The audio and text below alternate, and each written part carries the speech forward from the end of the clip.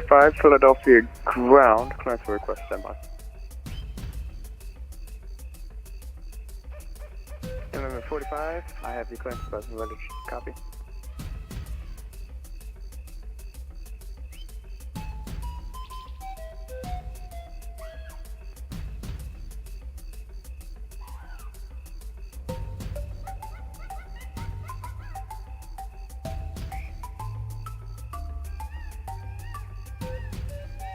November 45, ready for that clearance to Orlando. November 45, cleared over to the Orlando International Airport via the Philly 2 departure. Weight of vector is Woodstown, then as filed. Maintain 5,000, expect flight level 430, 10 minutes after departure. Departure is going to be on, departure is going to be on 128.4, squawk 3030. So that's November 45 cleared of Orlando. Climb via SID as filed. Expect flight level 5,000 feet. Expect flight level 430 after 10 minutes after departure. Departure frequency 128.4 and squawk 3030. November 45, just want to confirm that it's maintain 5,000. Expect flight level 430, 10 minutes after departure. And that's maintain 5,000 and flight level 430, 10 minutes after departure. November 45. November 45, read back correct. Expect runway 27 left for departure. Contact free for taxis. Roger that, 45.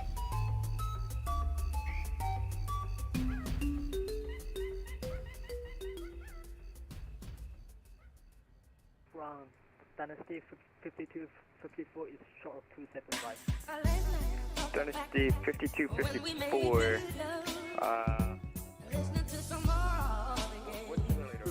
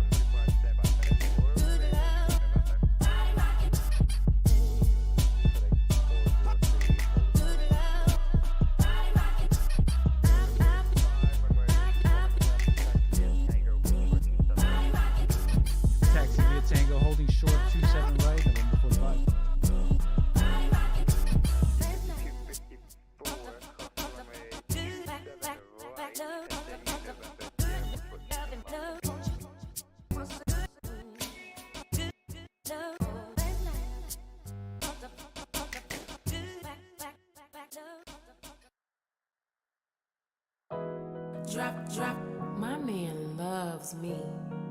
He provides for me. He protects me. So tonight, I'm gonna drop it low just for him. Drop it low for Jesus. Keep the Lord in mind. When you dirty wine, drop it for Jesus. Drop it low for Jesus. Keep the Lord in mind. When you dirty wine, drop it for Jesus. Drop it low. Drop it low. Drop it low. Drop it low. Drop it low. Drop it low. Drop it low.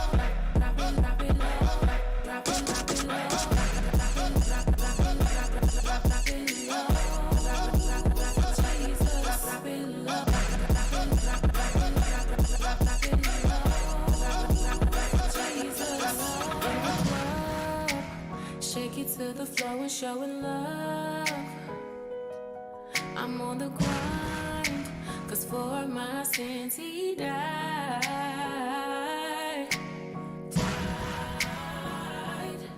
'Cause I know I'll be at the pearly gates for sure.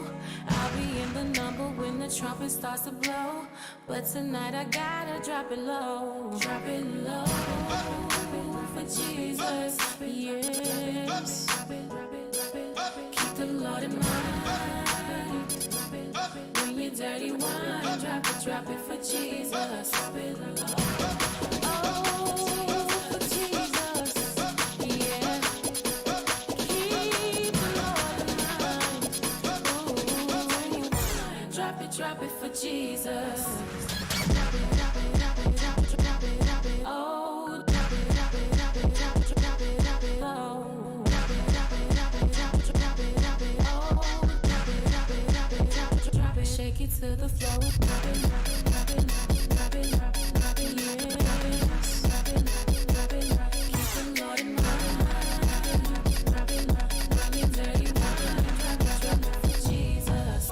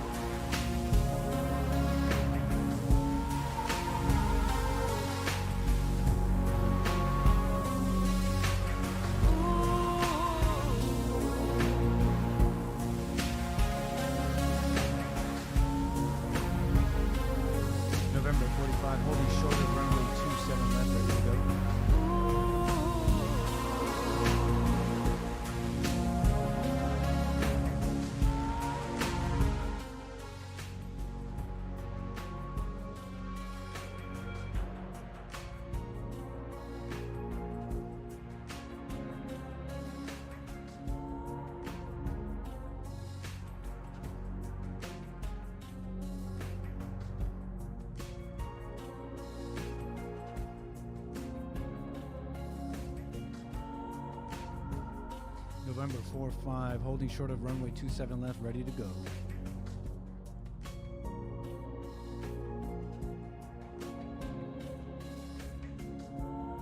November 45, turn left heading 230, wind 34012, runway 27 left, cleared for takeoff.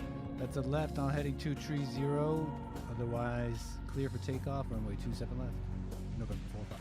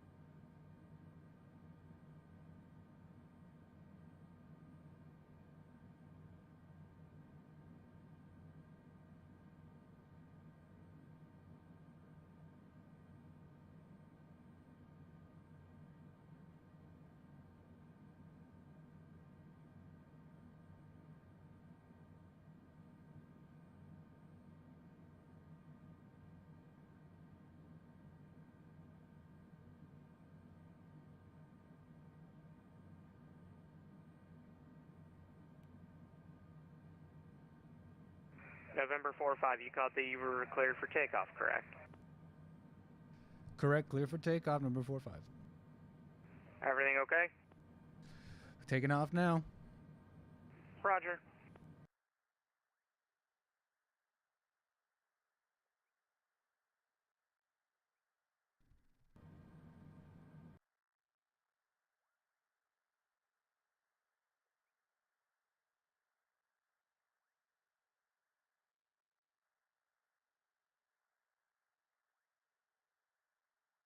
I don't think I understand.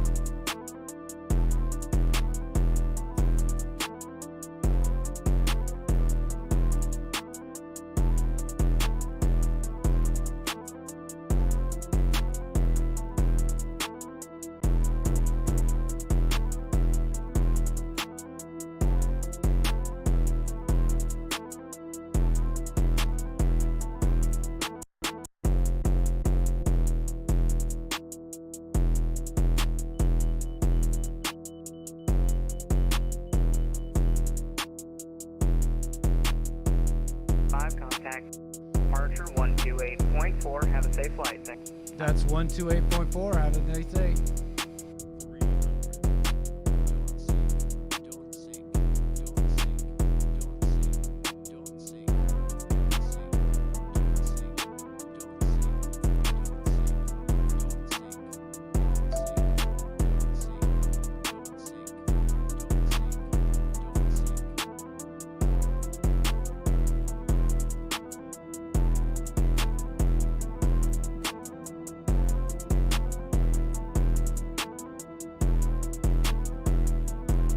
All right, everybody, what's up? What's up? What's up? How y'all doing? How y'all doing?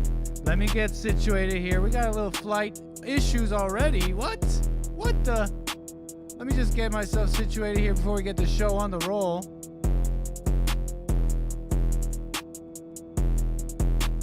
Oh, that's my issue. There it is. What's up? What's up? Hey, okay, what's up, everybody? Let's get our Friday on. How y'all doing? How y'all doing? Had a little bit of a squirrely takeoff there. Nah, that's not a squirrely takeoff. Just forgot to click the autopilot button. No biggie, no biggie. On our way to Orlando, Florida. How's everybody doing? How's everybody doing? Show Sugino says, you do know 90% of airplane pilots just sit there and just be alive just in case, right? Here's how. Right on. Show Sugino, welcome, show, and welcome everybody. About to get ourselves up to our cruising altitude before we get our show started. Thank you all for the patience. Appreciate it, appreciate it. All right, let's get on up there. Let's say hello to everybody. What's up, Lord Bibby? Can y'all hear me?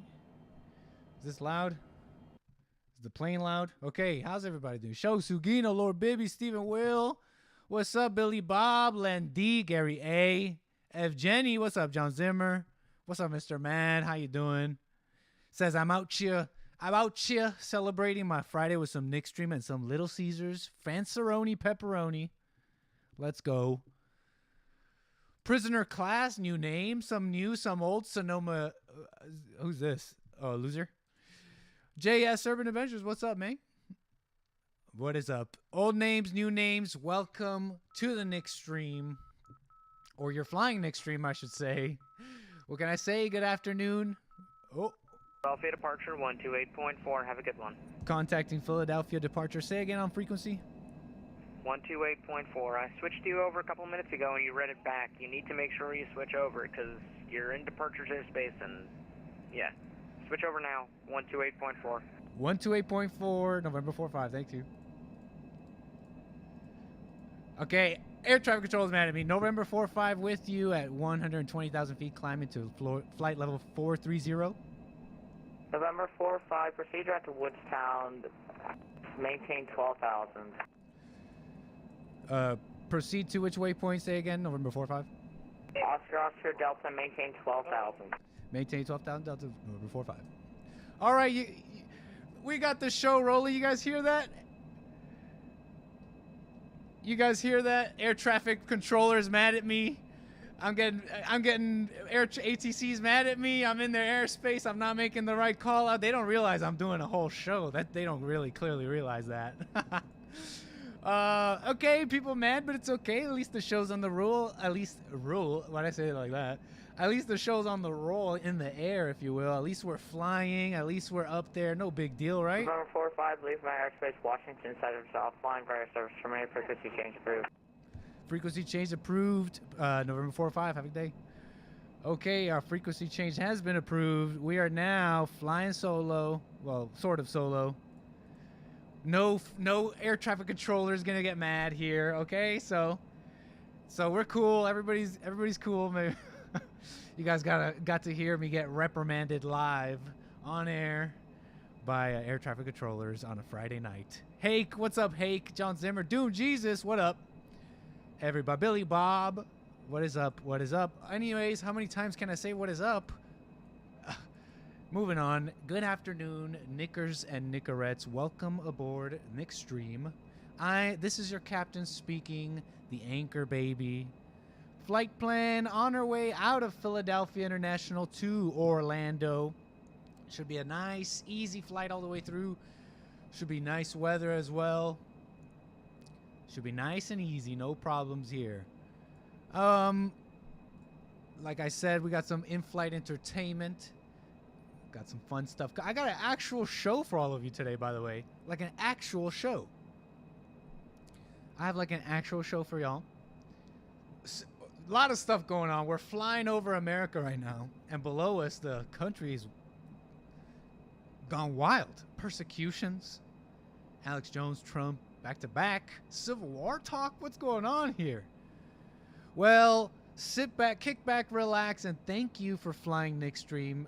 Relax as we fly over. Here, let me give you the shot, the action shot. Relax as we fly over Philadelphia, over America, really. And I guess forget our troubles, but not really. We're going to talk about some of them. But we're going to have a good time doing it. No worries. How's everybody's Friday going so far? How's everybody doing? Oh, plane must have been loud there for you guys for a second there. So, welcome aboard nickstream, like I said. Thank you for flying nickstream. The seatbelt sign is off, ladies and gentlemen. You can call in. The number is 760-515-3855. I will be taking calls today. Let me just open that up. Like I said, I'll be taking calls. Seatbelt signs off, so everybody relax. Okay. What's up, broski bear? Let me just say, okay, what do we do first? Because we got a show and a half for y'all. Okay, we got a show and a half. So just hold up while I get this going. I'm a one-man show, so you'll have to bear with me. Okay, so let me first congratulate the first class ticket purchasers, because you know, before we get our show going, let's bring them on down and have them enjoy their first class seats. You know, it's bottomless drinkies and what is it? Bottomless drinkies and snackies in first class. So come on down. Let's see here. Who do we got? Let me see here. Can you guys hear me? Okay. 𝒔𝒐𝒄𝒊𝒂𝒍�, the one and only. Thank you. Come on down. First class seat reserved just for you. First class super chat saying here, song request to play live with live commentary. Sniffing the Tears driver's seat. Okay. We'll see what we could do here. We'll do a little live viewer video action commentary from 𝒔𝒐𝒄𝒊𝒂𝒍𝒔. If Jenny Crosby, come on down, get your first class ticket. He says the FBI's in Melania's bedroom watching Nick stream on a Friday night. Let's go. The magnanimous one and only Noah's Arkansas with the super chat. Thank you. Says happy Men's History Month. Come on down, Noah's Arkansas. Enjoy your first class seat. Okay, and who else here? 𝒔𝒐𝒄𝒊𝒂𝒍𝒔 with another super chat says, sorry I'm late. Inshallah for joining Islam before the grandiest flight, my brother. John M with another one as well. First class ticket. Come on down. Right on. And I think I have a super chat from last week. Lin Yen Chinman, I didn't read it. If you're here, are you here? Will the real Lin Yen stand up? Once you get here, I'll read your super chat if you get here. If not, I'll save it. But I'll tell the people. I mean, maybe he meant to tell the people. He said from last week, Mandela effect is referred to the fractal fragmentation of events generating divergent timelines, aka multiverse, not about Nelson Mandela. Okay.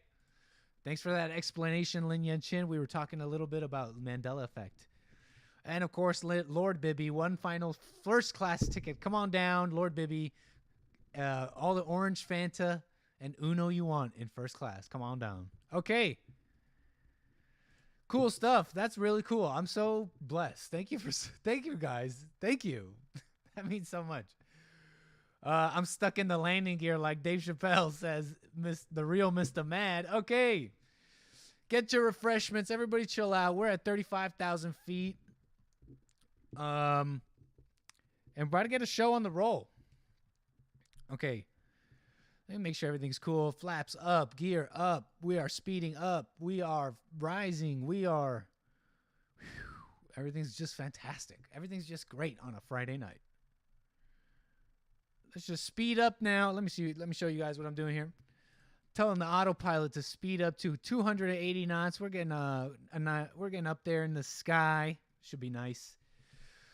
For those, someone said, I think it was 𝒔𝒐𝒄𝒊𝒂𝒍𝒔, pretty He said, pretty much pilots now just kind of sit there just in case. Pretty much. I think, from what I can tell, I'm not a pilot. I'm saying pretty much. I'm like, yeah, pretty much. That's what a pilot's job is. From what I can tell doing this. Okay, fine. Okay, apologies here. I should be better set up already. But if there was anybody trying to call in, hold on as I sign on in, because I seem to not be signed in. So forgive me for this strange interlude. Shout out, Heche. Okay, so I'm just logging in here. so that I can have the phones ready just in case someone calls. Okay, so you can call now. All right, let's get into this show. So number one here. You guys know about Heche. I want to talk a little bit about her because I got a little thing about her. And if you were the one just trying to call me, you can call me back. Take your time, Captain. Yeah. 𝒏𝒊𝒄𝒌𝒔𝒕𝒓𝒆𝒂𝒎. What's up? Welcome. New name, I think. Thanks for watching. But she says, take your time, Captain. I think that's what everybody wants the captain to do, no?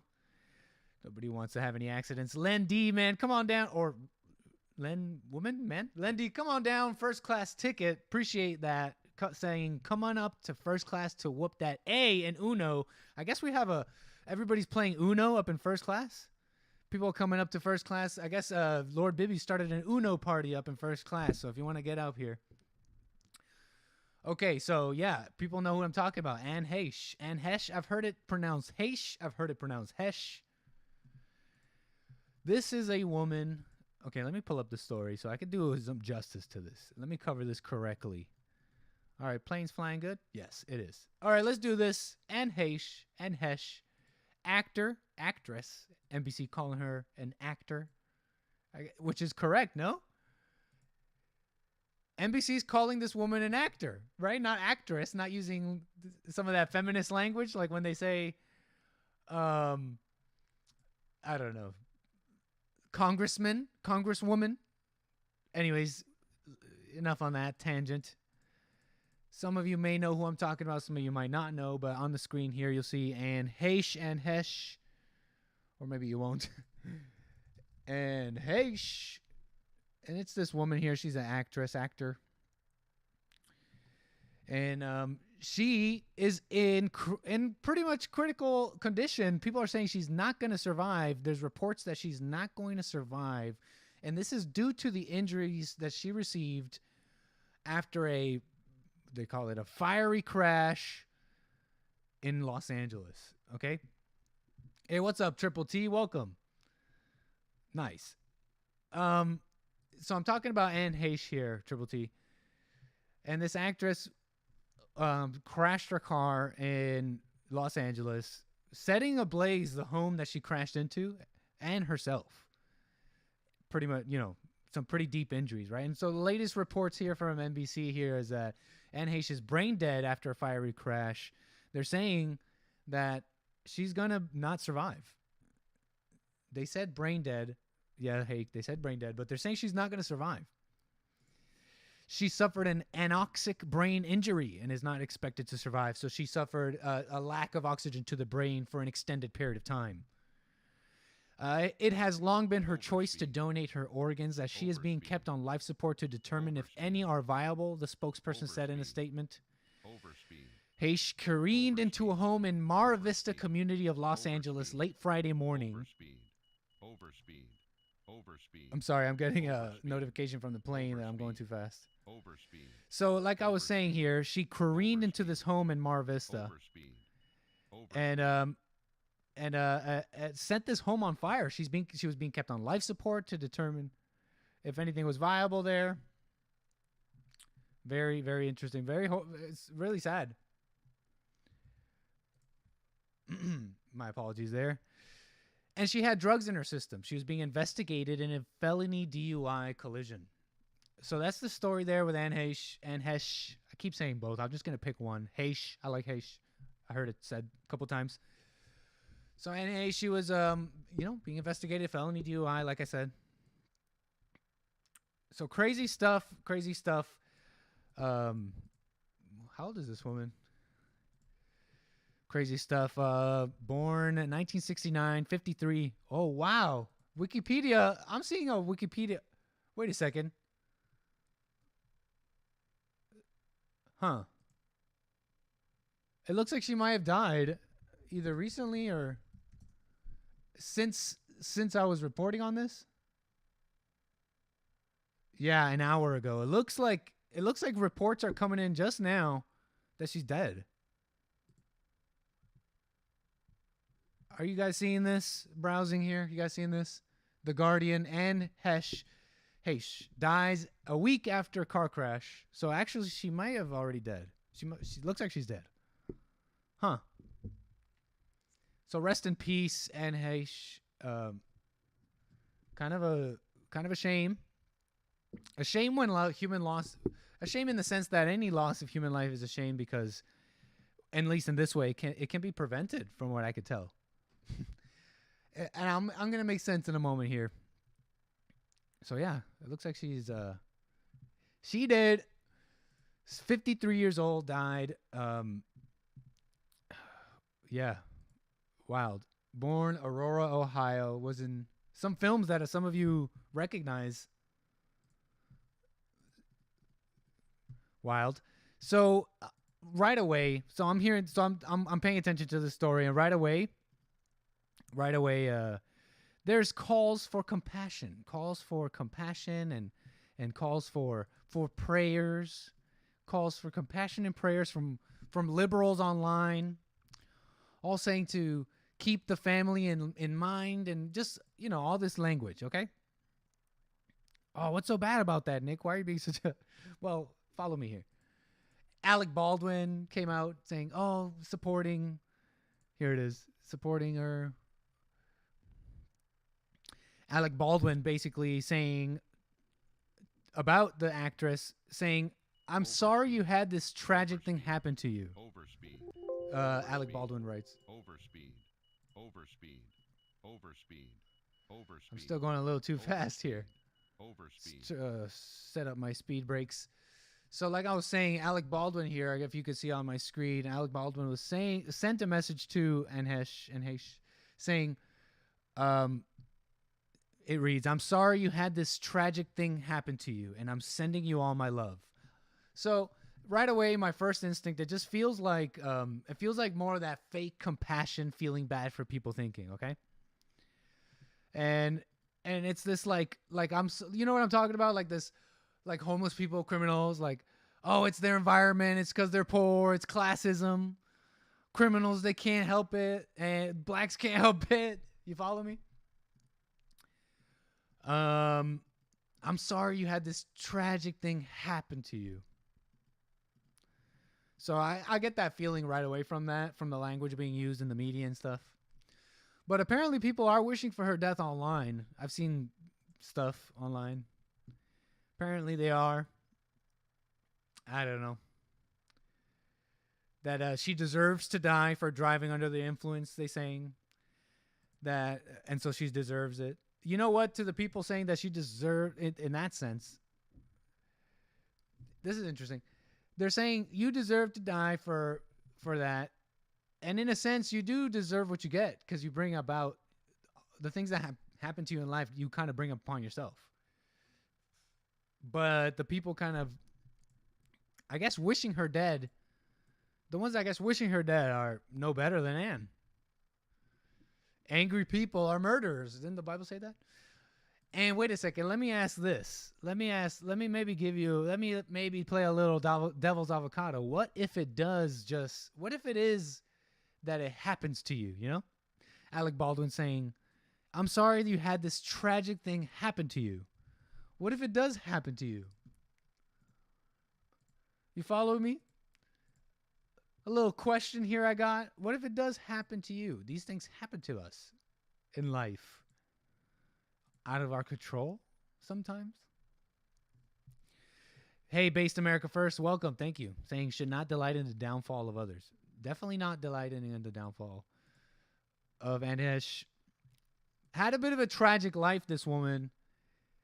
You know, saying had now because it looks like she has, and as the update goes, has passed away. So rest in peace there. Huh. Anyways, had a bit of a tragic life. Before the star was born, this is from Daily Mail. Before the star was born, her sister Cynthia died from a heart defect at 2 months old. And things went steadily from bad to worse. And get this here too. This is a little info about her father. In 1983, her father, Donald, became one of the first people in the United States to be diagnosed with AIDS. With AIDS. which was how his family came to learn that the Baptist was living a secret homosexual life. Take that in. So her father was diagnosed with AIDS, one of the first in the United States when the disease was going around. And her father, according to Heche, never admitted to being gay. He died from the disease at the age of 45. That same year, 3 months later, Heche's 18-year-old brother Nathan crashed his car into a tree and was killed. Heche believes it was a suicide. You guys following so far? Got a little bit info on this woman, on her life, what her life was like. And it seemed to be quite troubled, at least full of at least a couple of painful memories, traumatic moments in her life, if you will. And so we started gleaning a little bit more about her life and the life she lived. Let me get and take this in. I want to tell you this information I found out about her father, because like I said, she found out that he got AIDS, died from AIDS, was this Christian man, and was a secret homosexual, And so she found this out about her father in 1983. And in her 2001 memoir called Call Me Crazy, apparently here Heche disclosed that her father was a closeted homosexual who sexually molested her and gave her herpes. She writes, "He raped me. He had sex with me," she wrote. So, I mean, pretty wild stuff, right? Like, if that's all, I have no reason not to believe her. But crazy, right? Pretty wild. You'd say, wow, what a tragic life that the person lived. When you think about her life and people are saying prayers, what the things that happened to you, you can maybe start to understand a little bit. But take this in, because there's a couple of pretty interesting things here. She says, "I think my father was a sexual addict. I think he saw everybody as a sexual being, but I think that at the time he was living a very flamboyant homosexual lifestyle." Apparently she told this to Larry King in a 2001 interview. At that time there were bathhouses where the whole trick was how many men you can do in one night, she says in this interview.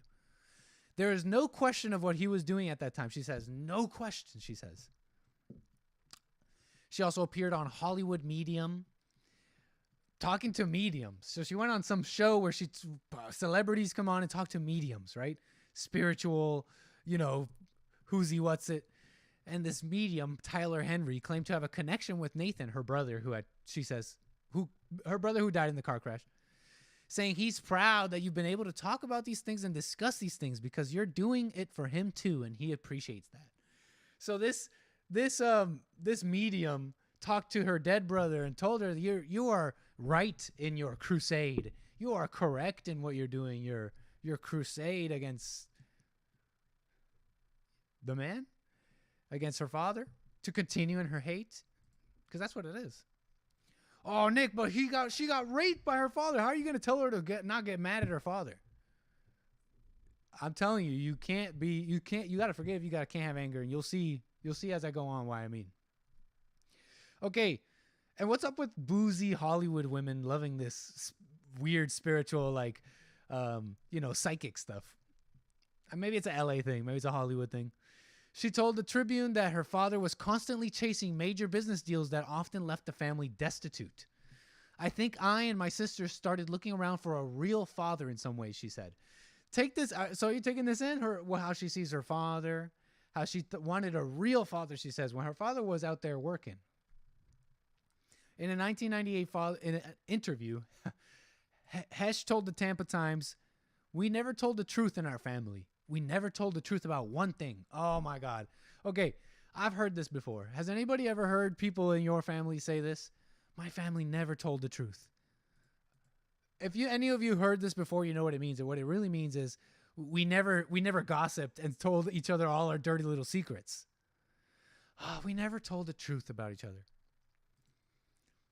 Speaking about her life in Chicago, Heche said, "My days were spent in school, my afternoons were spent working at Haagen-Dazs and other places, and my evenings were spent holding my mother, who kept crying." And this is her life in Chicago after her father, after either splitting up from her, either when her parents split up or her father died. So she was alone with her mother.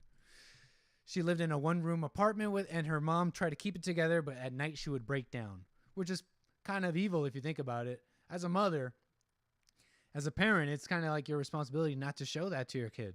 They can't handle that. And so you got these single moms who can't handle life coming home crying and traumatizing kids. And now you got Aunt Heche all traumatized, all like, I saw my mom cry every night. But a little bit more on this, because there's an interesting point here. According to Heche, in order to cope with her alleged abuse, Heche said that she developed an alter ego named Celestia. She went into her mind. She went into her head. She told Barbara Walters in an interview about the persona, saying, I believed that I was from another planet. I think I had went insane. Yes, you literally did go insane.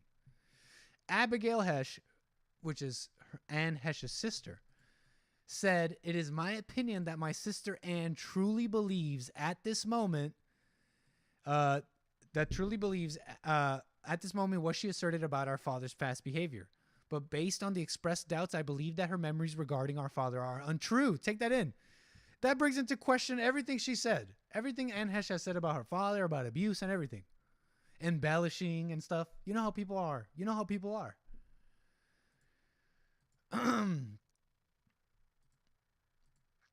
And take this in. Some of you already said in the chat that Anne actually dated Ellen DeGeneres. Heche has long claimed she was blacklisted in the early 2000s from the fallout about her due to her public lesbian romance with Ellen DeGeneres. So take that in for a second.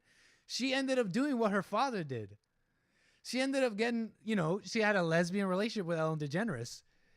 And she ended up doing what her father did. Take that in. Are you guys following me here? Pretty interesting so far, I think. Are y'all finding this interesting? So she did what her father did, and then she went on to actually marry. She went to leave Ellen DeGeneres, went on to remarry, I think twice. And take this in.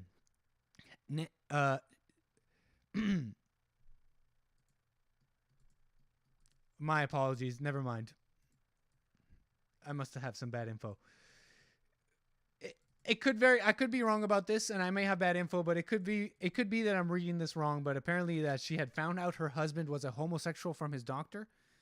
So it could very well be that Heche ended up marrying after DeGeneres, ended up finding out her husband was a homosexual. So her life ended up working out just like her parents worked out. If that part is true. If not, then my point still stands because, she ended up, in a lesbian relationship, right? Kind of interesting, no? And here's footage. This footage, I guess, that came out. Apparently showing Heche hitting a pedestrian before the fire, or almost hitting a pedestrian before the crash. Apparently here. Or I don't know. New York Post, new video shows Anne Heche almost hitting a pedestrian. There's also this clip here that's gone viral or whatever. It's supposed to be of the actress back in sometime in 2021, apparently slurring her words. From all departments. It would be a shame for me to see anybody other than extraordinary. And so they're pointing to that to show how messy she is and all that. Pointing to that clip. It's her fault. She deserves it. It's her fault. She deserves it because she got drunk and got into a wheel. You know what she deserves? She deserves what she gets for hating. She deserves what she gets for because she followed in the footsteps of her father in a sense. Ish happens when you hate. You know what I'm saying? That's what happens to your life. And take in this quote she said. I think my father was a sexual addict. I think he saw everybody as a sexual being. At the time, it was a thing at the gay bathhouses to see how many men you could do in one night. There was no question what he was doing at the time. You see how she's judging? She doesn't know what he was doing, but she says no question that her father was doing all those things. When she doesn't know, she's speculating and judging. When she doesn't know what he was up to exactly and why. She doesn't know what her father was going through. What she was going through up until she died. That's why we have to be, that's why we can't judge, man. That's why we can't judge. That's also why we gotta be moral though. Like fathers, I mean, it's crazy. I know the bar for morality is low, but we gotta come back to morality because like fathers are letting people down, when you hear these things about them. So don't hate, y'all. Moral of the story: rest in peace, Anne Heche. Rest in peace. Kind of interesting, huh? You guys find that interesting? One last thing here about this. It's related because it's about burns. A little interesting aside here. I had a family friend, Colombian family friend, or whatever, family friend. Married woman with kids. Her family resided in Canada, and they had a fine life. They had a home. The father worked hard and provided for the family. I believe the mother stayed mostly home, and everything was well. The kids were there, and everything was well. Then one day, this woman, the family friend of ours, gets a wild hair to take a job. She gets a wild hair that she needs to be in healthcare or something like that. And she decides to take a job in Colombia, back where she was from. Uproot her life in Canada, leave the kids and family up there because she wanted to work in the health industry in Colombia. So she found work and ended up moving to do this job in Colombia for some time. And again, this family friend and her family and all that, rest in peace, really. But she went to this job, and the job provided her with a home. It provided her with an apartment in Colombia, a really nice one. And so she arrives to do her work and arrives to the apartment that they give her so that she could live there in Colombia and do her work locally. She goes to turn on the stove when next thing you know, the apartment blows up. Some kind of gas leak or something led to a freak accident, which led to this family friend of ours being really severely burnt. And she got severely burnt to the point where she was in the hospital for a week plus, if not 2 weeks, if maybe even more. The doctors had her stable and everything. The doctors had her, apparently they had her stable. The point is they had her stable, but the doctors kept telling the family, and then I heard down the grapevine updates. They kept saying, even though she's stable, get ready because the infections are coming. Burn victims don't normally die right away. Burn victims normally die a week plus, weeks later. And it's due to the infections that happen weeks down the road when you're recovering from the burns. And so, yeah, rest in peace to that family friend, but take that in. She got it in her mind that she had to go work healthcare. And you could say what people are saying about Anne Heche. Oh, she deserved it. You could say maybe to my family friend, she deserved it. And in a sense, we do. We deserve what we get. We bring it. We bring pain and suffering on ourselves. So kind of interesting, related stuff there. A little bit of human interest, a little bit of spirit, a little bit of this, a little bit of that. I hope you enjoyed that story. That's enough about that, though. That's enough, Anne. 4:45 p.m. Los Angeles time. What time is it in where sky time? Where we at? Where are we at right now?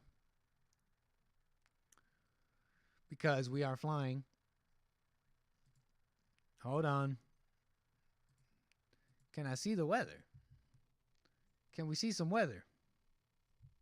I forgot how to check it out. Anyways, so that's my little thing on Anne Heche. You guys find that interesting? Anne Heche and more and other things. Getting burned to death is probably the worst way to go. Yeah. Yeah, it's probably one of the worst ones. Pony Boy says anoxic brain injury. Yeah, it could have not even been the burns. Could have been something else. You're saying my mic volume is low, Lord Spike Protein? Here, let me turn myself up. Test. How about now? How's my mic now? I hope it wasn't super low this whole time. Anyways, moving on. You can't call in. In fact, I've been missing mad calls. My bad. I've been missing hella calls here. Let me take this call right away. Let me just set this up. What a mess. Thanks for the patience, everybody, and thanks for being here. Thanks. I hope you're enjoying nickstream. Anyways, caller, you're on the air. Go ahead. Hi, my name is Josh, and I'm from Wisconsin. Hey, what's up, Josh? Thanks for your call, Wisconsin. Appreciate your call. All right, go ahead. All right, so I have 2 questions. Is that all right? Okay, you said you have 2 questions? Yeah. Okay, go ahead. All right, so I was reading the Bible yesterday, and I came across the part where, Judas, he admits that he betrayed Jesus, and he sides with the Roman soldiers, and the Roman soldiers go to confront and prosecute Jesus. And then Peter pulls out his sword and cuts one of the, I think it was a high priest, he cuts his ear off. I remember that, sort of. And then I feel like I've read the story and stuff. Go ahead. Yeah, all right. And Jesus says, hey, put your sword away. Okay. Shall I not drink from the cup that my Father has given me? That's what Jesus said. That's what Jesus said. Shall I not drink from the cup that my Father has given me? What I think that means, and you can chime in on this. Yeah, and I want to pull it up too. I think he means, okay, I know that you want to defend me in my life, but this is meant to happen. So shall I not go with the destiny that is chosen for me? That's what I think happened. And what's the verse again? I think it's John 18:10. Because I'm not really John 18:10. Yeah. Because I'm not like this really like super well versed on the Bible or anything. So you're asking a regular dude, but you said 18:10. Then Simon Peter. Okay, let me read this out again just for the people and for myself. All right. Then Simon Peter, who had a sword, drew it and struck the high priest's servant, cutting off his right ear. Jesus commanded Peter, put your sword away. Shall I not drink the cup the Father has given me? Oh, okay, yeah. Shall I not drink the cup the Father has given me? Yeah. Let thy will be done. Let the Father's will be done, I guess. This is just my first thoughts on it. And so besides that, what else do you think about it? At first when I heard about it, I thought that Jesus made a mistake. He made a mistake about... okay, go on. Yeah, letting Peter arm himself. Yes.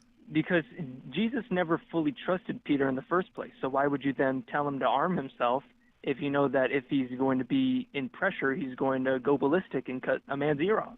Huh. So I thought that Jesus made a mistake there. He made a mistake in arming him. Yeah. And giving him a sword in the first place. Well, all the disciples had a sword, to be fair. But specifically Peter. So because he knew of Peter's temperament, he shouldn't have had a sword? Yeah.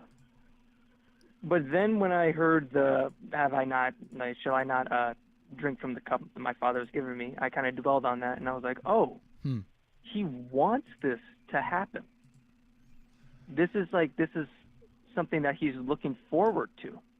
I'd imagine so he knew that this was going to happen. When he was, I'd imagine, I really don't know, but I'd imagine when you're Jesus and you're all one with your Father like that, you'd want to do what he wants.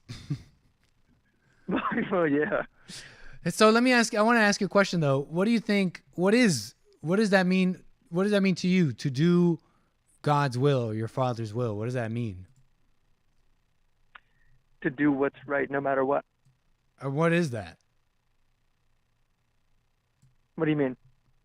What is that? What is do what's right? Submitting and serving God. Right on. Okay. What if you had to explain that to someone who has no idea?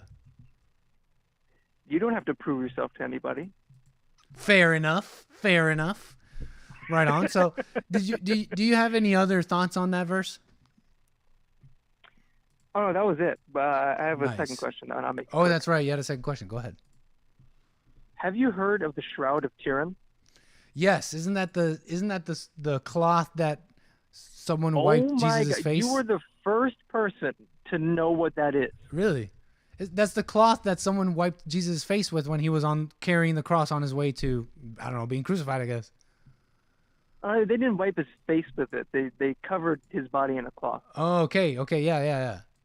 Shroud of Turin. You're the first person to know that. Sort of know it. Really? I thought that's kind of like a pretty common. I thought more Christian would know they that. found it. You know they found it, right?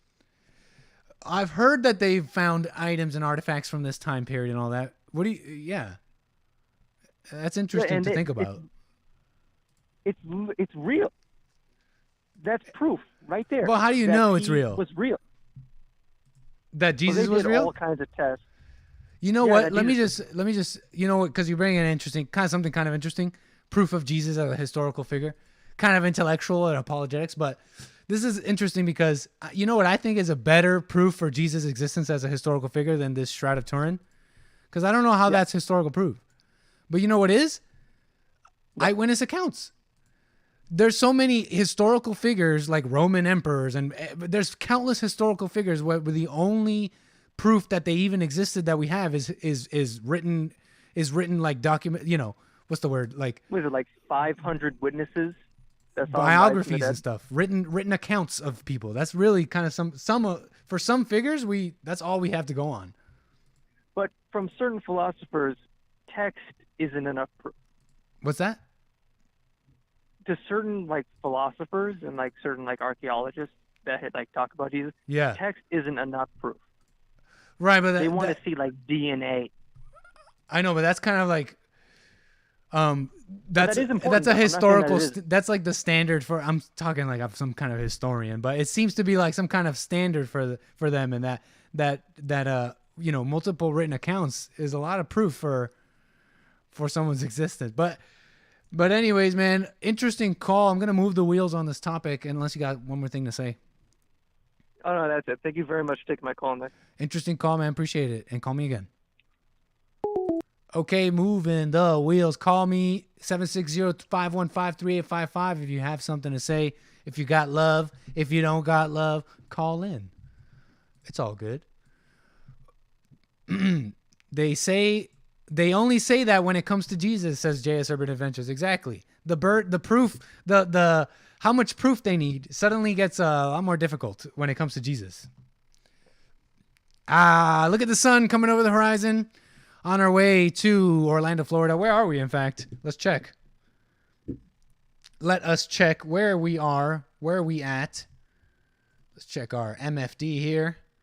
Scroll out and check it out. Okay. Are we in Florida? Is we in Florida?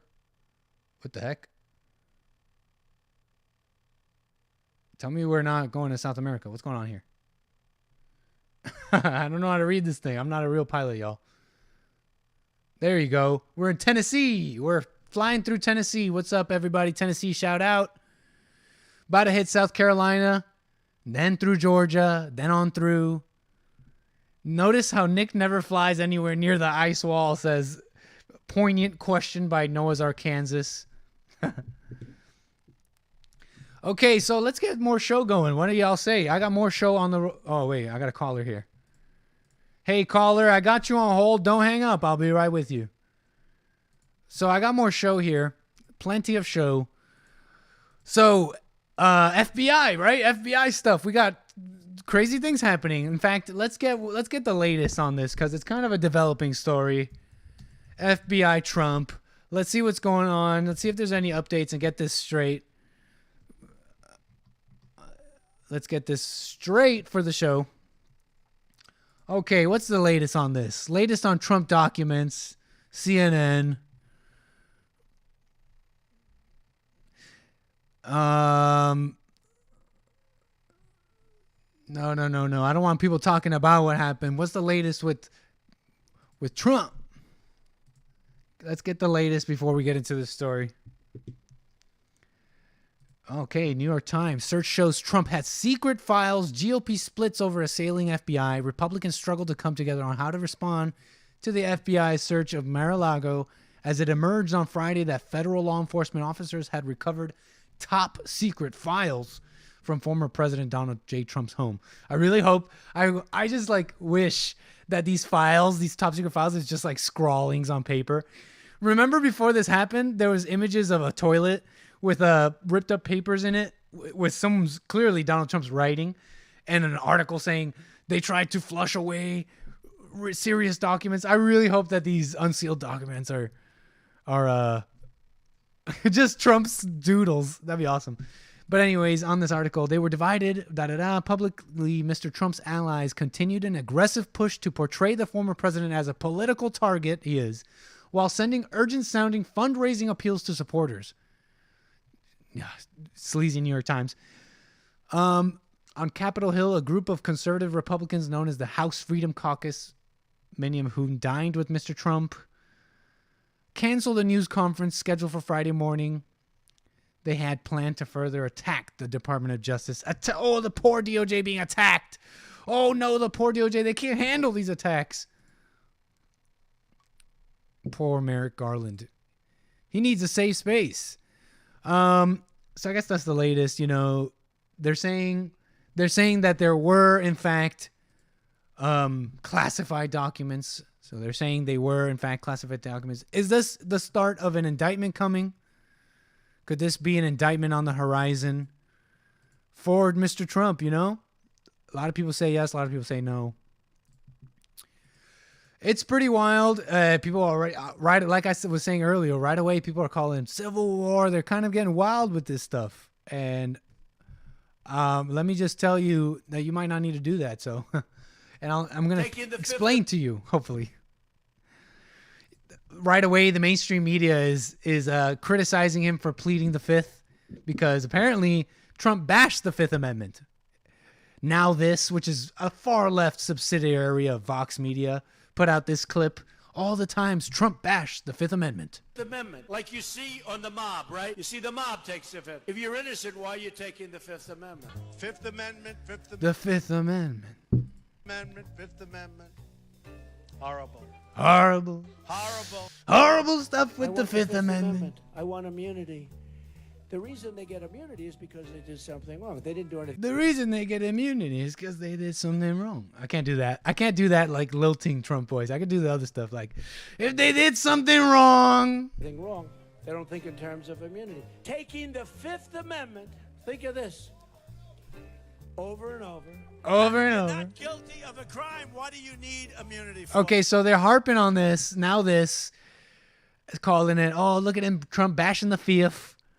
Oh, da-da-da. But this is different, though. They're like making it sound like this is the most normal and fair thing.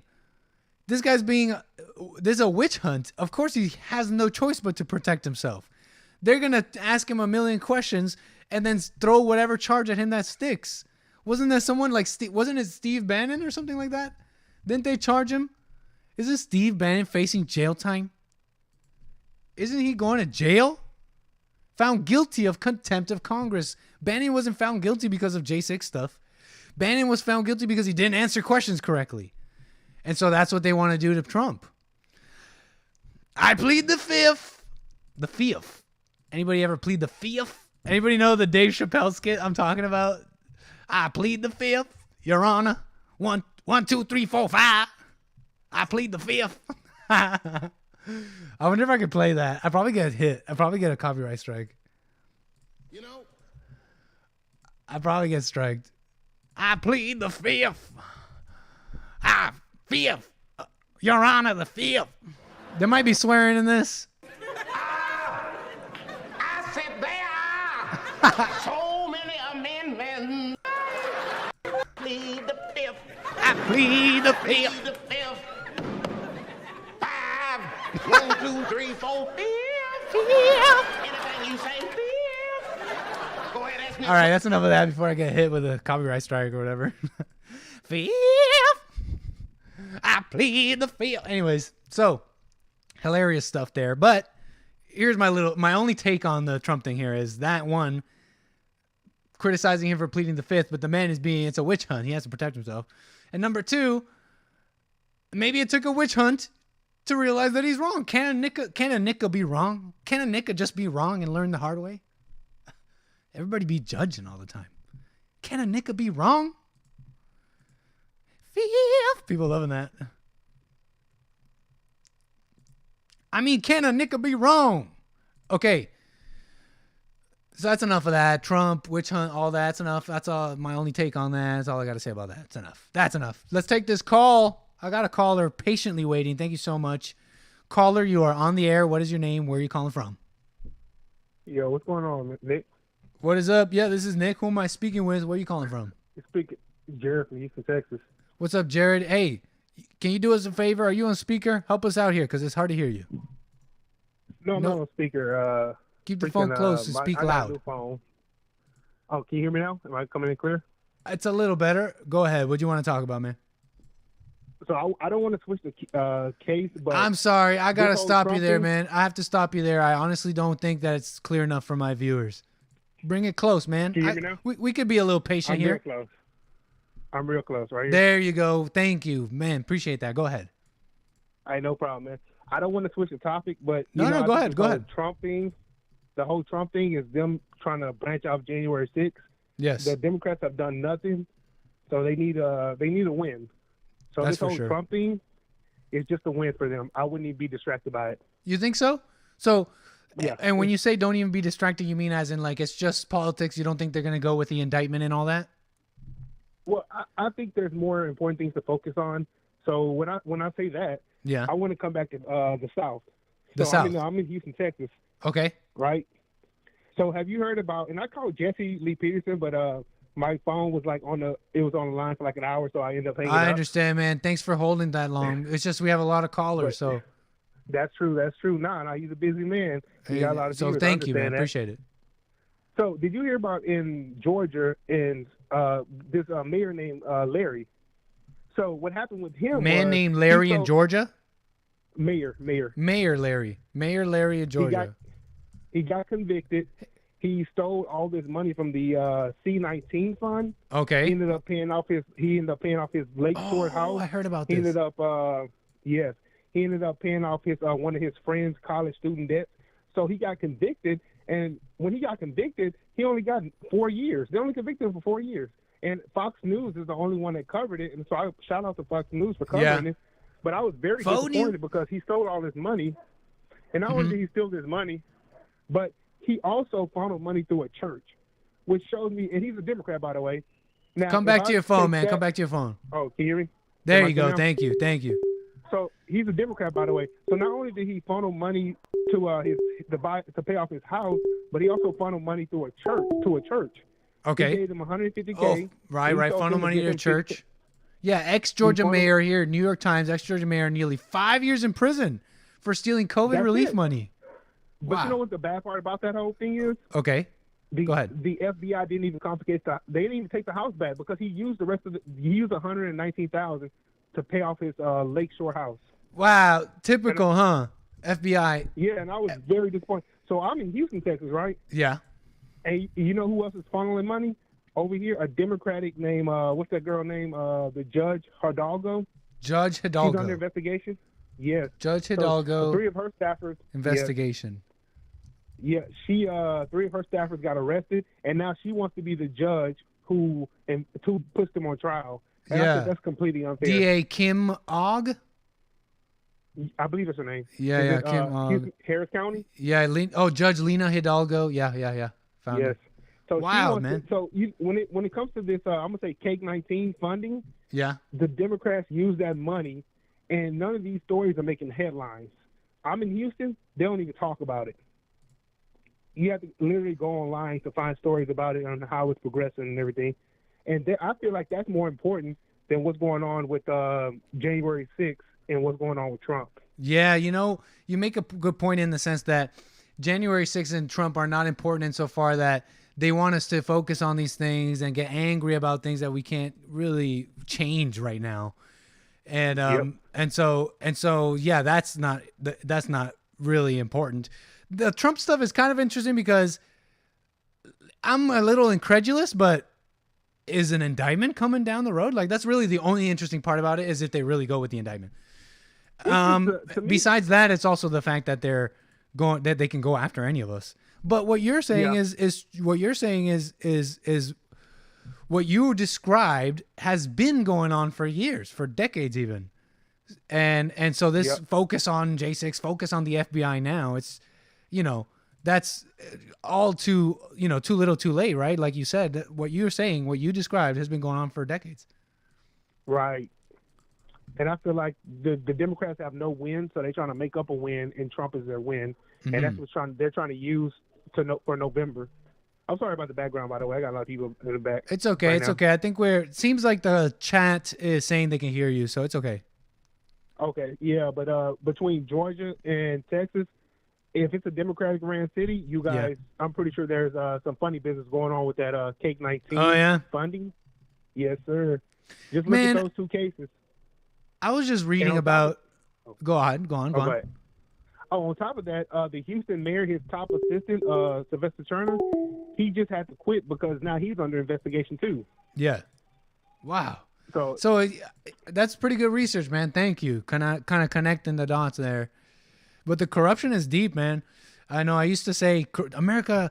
I used to say kind of like what your average conservatives would say.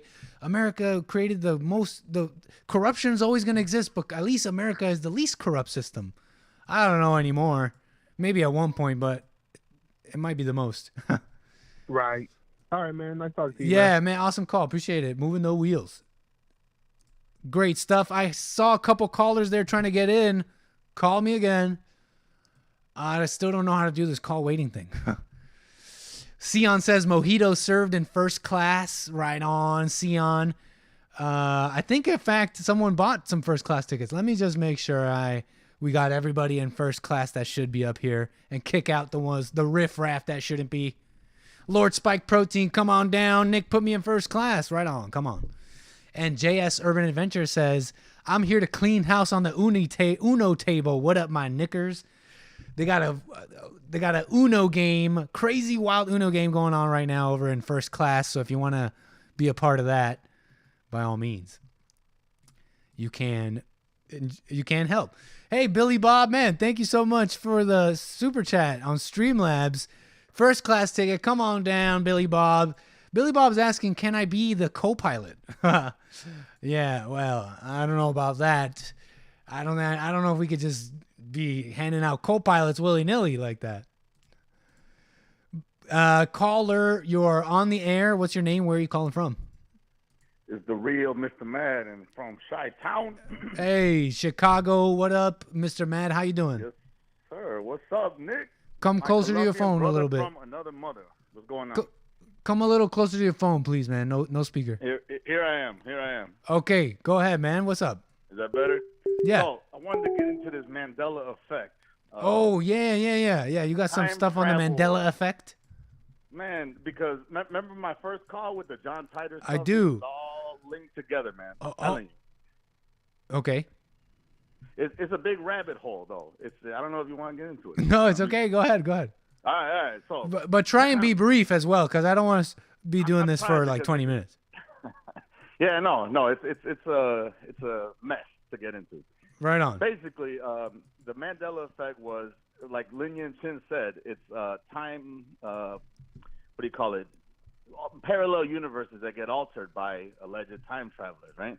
And you believe in parallel universes? So, not necessarily, but allegedly there's the science that backs it up with string theory and stuff like that. And you believe that there's other universes or realities, parallel realities? See, that's a good question, because I don't know if I actually do or not. You know? I think that's a trick by Satan for us to delve into the scientific realm as opposed to just accepting, what's around us. Okay. But I do got to say this. The alleged guy, the time traveler, John Titor, he was I remember you bringing him up, by the way. Right. He was a religious man. Supposedly he was just working for, I think it was like the army or something like that. And that was their time travel division. So they had a civil war on his timeline. Are you telling me that the army had a time travel division? So in his 2036. Oh, duh. Gotcha. Yeah, why? Duh. Obviously, they're gonna have a time travel division in 2036. I'm dumb. Allegedly. In a parallel universe, because he comes back to our universe and creates a separate universe. Yeah. as a result, right? And that's the basis of the Mandela effect, right? So when you come to a separate universe, I guess, you alter the universe or the timeline or whatever you want to call it. So things like Berenstein Bears or Nelson Mandela, you know, that kind of stuff, that branches off just slightly where, like, instead of... so all that is actually not the Mandela effect? Because I thought that was the whole thing. Kind of, but the reasoning behind it, allegedly, is because something has altered the timeline. Gotcha. Our timeline.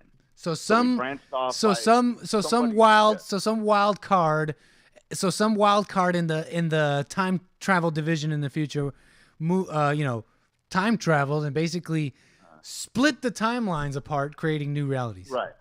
So think of it this way: you're driving along, you're on your course to. No, I'm following completely. To, I'm right? following completely. Right. My question really is I'm following. My question really is how can why believe or think about this stuff if you like, for example, it sounds like you don't even believe in it. Well, so I don't believe in it. I understand one thing is I don't understand one thing is if you believed it, and then I could be like, okay, well, why? Okay. And then I can have my disagreements. But you're spending time on this, but you don't even believe it. I believe it in the sense that what he said, the message behind it, whether it's true or not, is what we're experiencing right now. He mentioned civil war back in 2000. Uh-huh. He mentioned that the U.S. would be in a civil war. In his timeline, it was 2008 to 2015, and then we would have a World War III, basically, where Russia nukes the Americas, the government version of the Americas, not necessarily like the people, you know, like not necessarily like the patriots or the farmers or anything like that. They strategically nuked, in his timeline, once again, all the cities, basically the democratic zones, right? And if you look around, it kind of makes sense because, you know, that's kind of what's going on right now. Like, even Russia saying that the FBI raid on Trump was kind of, like, ridiculous. You see what I'm saying? Yeah. But this is something. But again, that's real. 2000, Russia saying that is real, and I can comment on that. And I can talk about that. I start getting like Russia. What you just said? Didn't you just say Russia's? What did Russia just say? They're criticizing the FBI for raiding Trump. Exactly. So that's something that happened. You know what I'm saying? So I can comment on it. So that's what I'm saying. So in his version of reality or whatever, in his timeline, his universe, Russia bombed what they consider the enemies of this country, which are the leaders, the government. They didn't bomb the country folk. They didn't bomb like the patriots, the Christians, or the religious people. They bombed the forts, the governments, basically, in his telling of his own future. So the difference between his future and our future allegedly was 2.5% divergence, and I guess even more so for the fact that he came here to gather up, I don't know, parts or whatever for like his future, which was ravaged by World War III. If that makes sense. So imagine. Yeah, I'm following. Yeah, we came into, you know, just like you said, there was a civil war. It ramped up into a World War III. We got nuked by Russia, possibly China, I believe he said.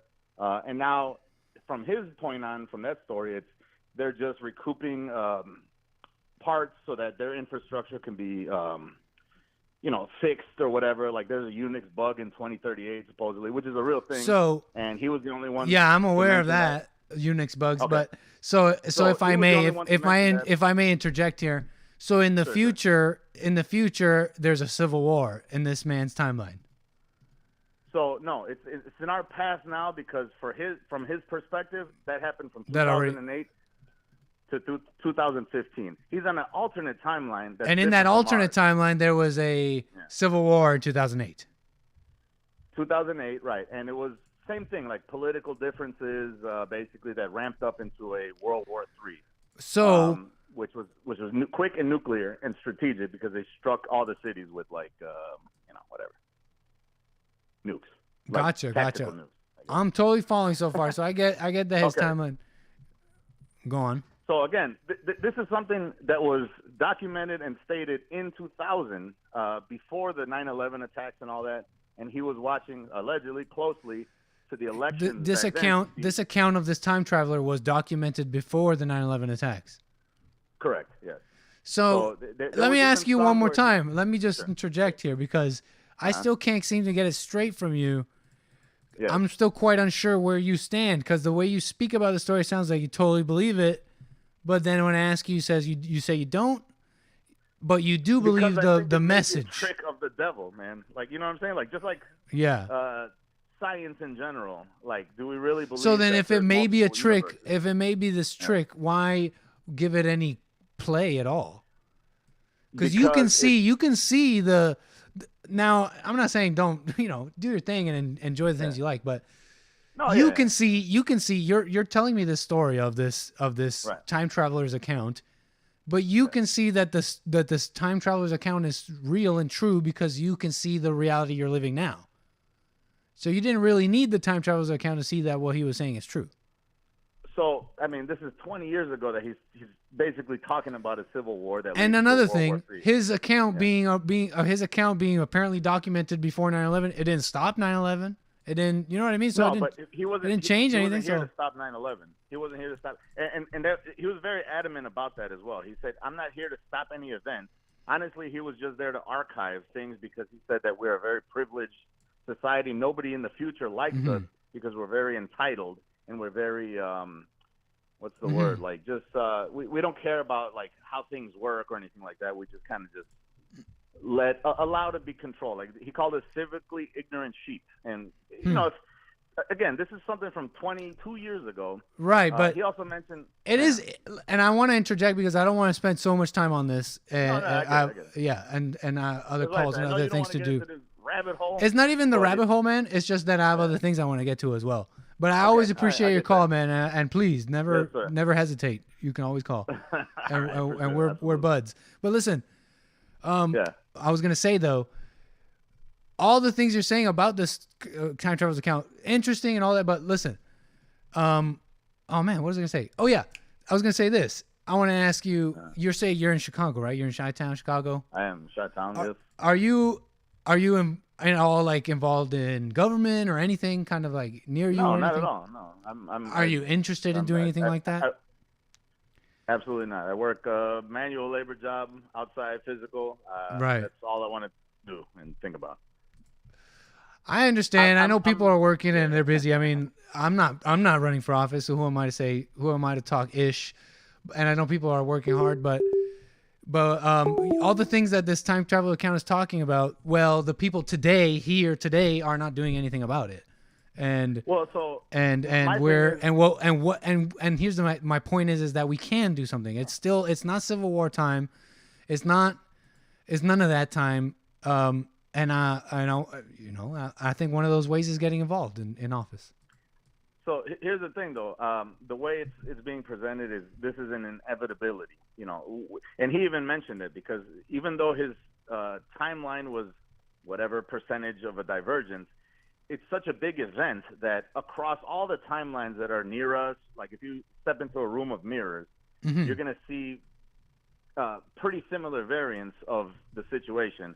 It's just something that's going to happen, and it's really just you have to just kind of embrace it. And this is more of the reason why I follow God and have more of a faith in God rather than just try to control things, because it seems like this is something that's going to be an inevitability. And what is going to be an inevitability? See the language you're using? What do you mean? This path, right? But you don't know. So you fell for the trick. You were calling it Satan's trick. You're calling it Satan's trick, but you ended up falling for Satan's trick, even though you call it Satan's trick. But I'd rather be prepared. Satan's trick is to Satan's trick is to get you to get right with God. No, Satan's trick is to get you to think that you know what's going to happen. That's one of his. That's one of his tricks. And when you put it, when you use that, hold on, Mr. Matt.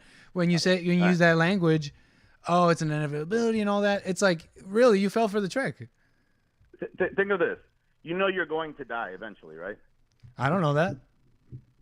So you're just gonna live as a human forever? Maybe. I mean, you're gonna leave this earth eventually. How do you know that? All right. Lord, I don't know that. You don't know that. All right. We're all gonna. We're all gonna. You don't know how you know my name. What? Look, we're all gonna eventually pass away, right? Says you. Come on, Nick. Now you're just being ridiculous. All right, either way. Why am I being ridiculous? We're all gonna die. It's best to be, get right Come with on, God. Nick. Okay, but go on. Say what you want. Say what you want to say about that. That's it. Yeah. We're all gonna do the same thing that all of our ancestors have done for the past several millennia. So it's better to get with our Creator and right with Him than to just try to control things and Right on. I agree, do man. sit-ups all day long and get healthy and try to live to 110. Let's say, you know what I mean? I think you make a good point in there, and I agree. I agree, man. I suggest don't speculate on things. Well, and careful. Do you see my point? Do you see my point? Sorry, not speculate, but do you see my point a moment ago though about how you kind of fell for the trick there? You're kind of like assuming the future. You said that this is an inevitability, that the story that this time traveler said is an inevitable future for us. That's Satan's trick, man. Do you see my point about that? Kind of, but because you don't know. You don't know. So do you think that there's not going to be a civil war? I don't know, and I don't think so quite yet. I just don't know. I definitely don't go around thinking there's going to be a civil war. That's a trick, man. Your fault. No. I didn't. Nick's news earlier today. Yeah, I was reporting that the news is saying civil war is coming, but I don't personally think that's happening. That's what I'm saying. Look at the signs around you. No. Those aren't signs, man. Those aren't signs. That's the media trying to trick you. And if you think that it's time for a civil war, then you fell for it. I get that too. You fell for it. Do you see what I'm saying? So it's not signs. It's not signs of civil war. It's the what I was reporting on today earlier was not signs of civil war. It's the media trying to program us.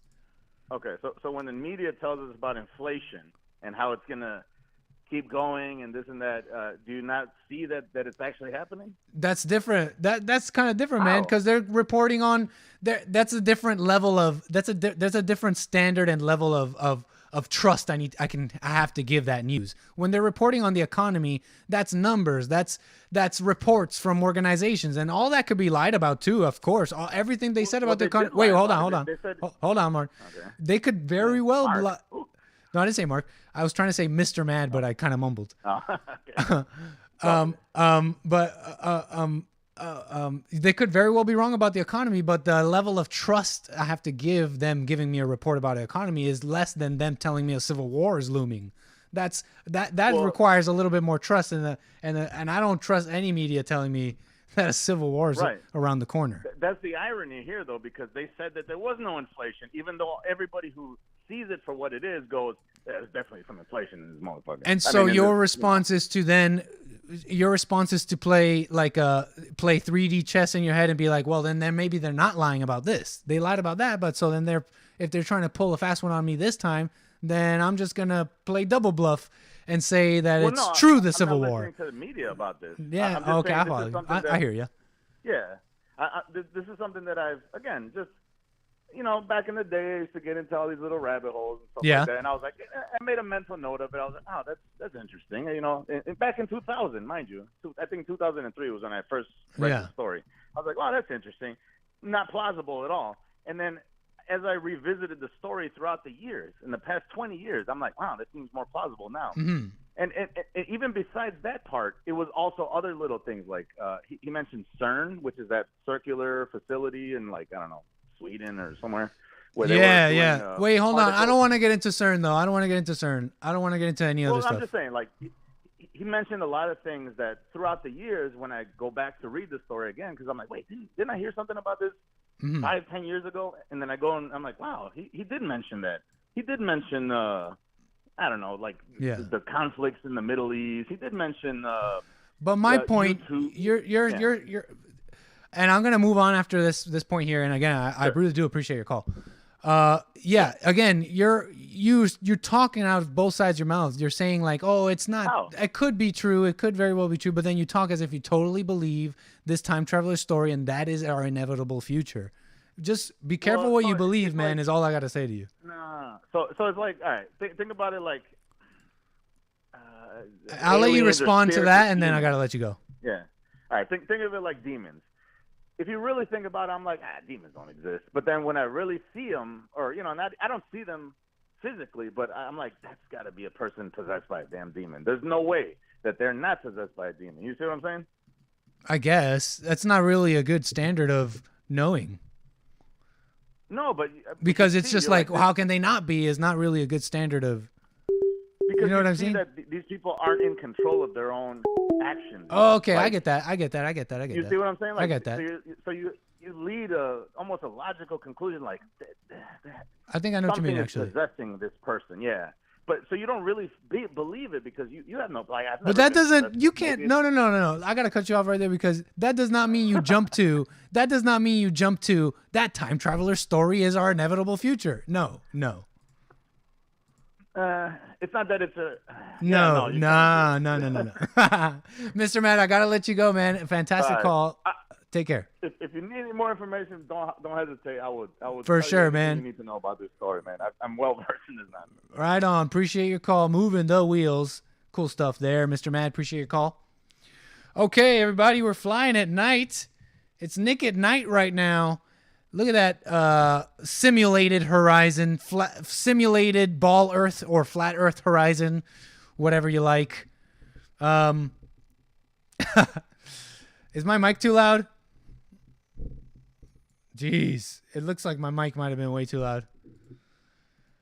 So yeah, we're flying at night. Where are we at? We actually, in the middle of that call, I did a little bit of an aerial maneuver as we went down to 33,000 feet. Why am I down to 33,000 feet? Well, I'm confused here. Hold on. I don't think I should be down to 33,000 feet. Uh-oh. Let's just go back up to, I don't know, 43. No big deal. Flight level change. Let's just flight level change back to 430. Doing a little messing around there.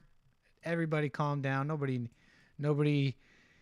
needs to fret. We are still flying in the air on our way to Orlando. So I got more show. I got more calls. Hold on here.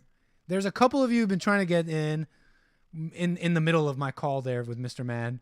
So if you want to try again, go ahead.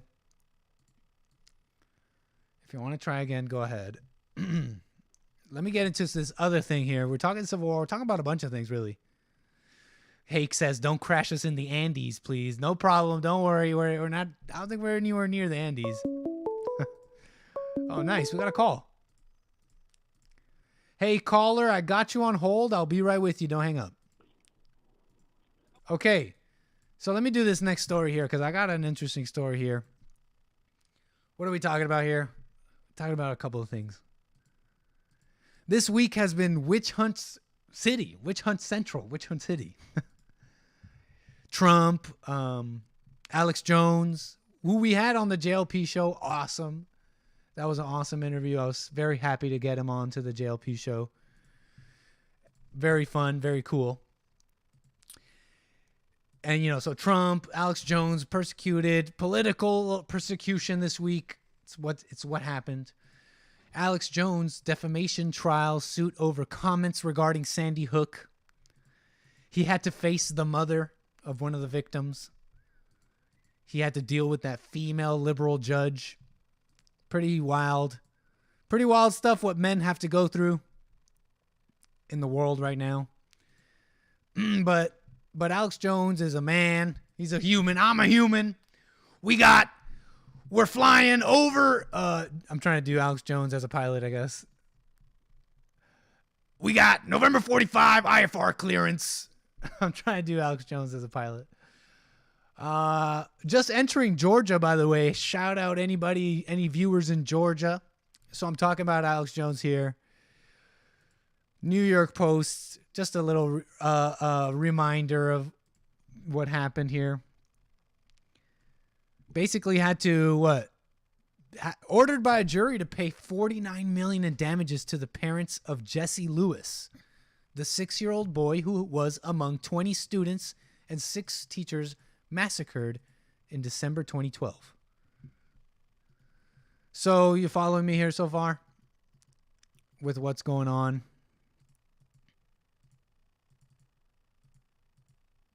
Sorry, just checking the computer, making sure we're cool here. So I'm talking about Alex Jones here and what's going on. And you guys remember this woman, this mother who he had to face? She had to face him. She even said, we played a clip on the JLP show saying, oh, I stood up to the bully. I saw this clip of the father, her husband, Scarlett Lewis, the mother of Jesse Lewis, the 6-year-old boy. I saw a clip of the father actually.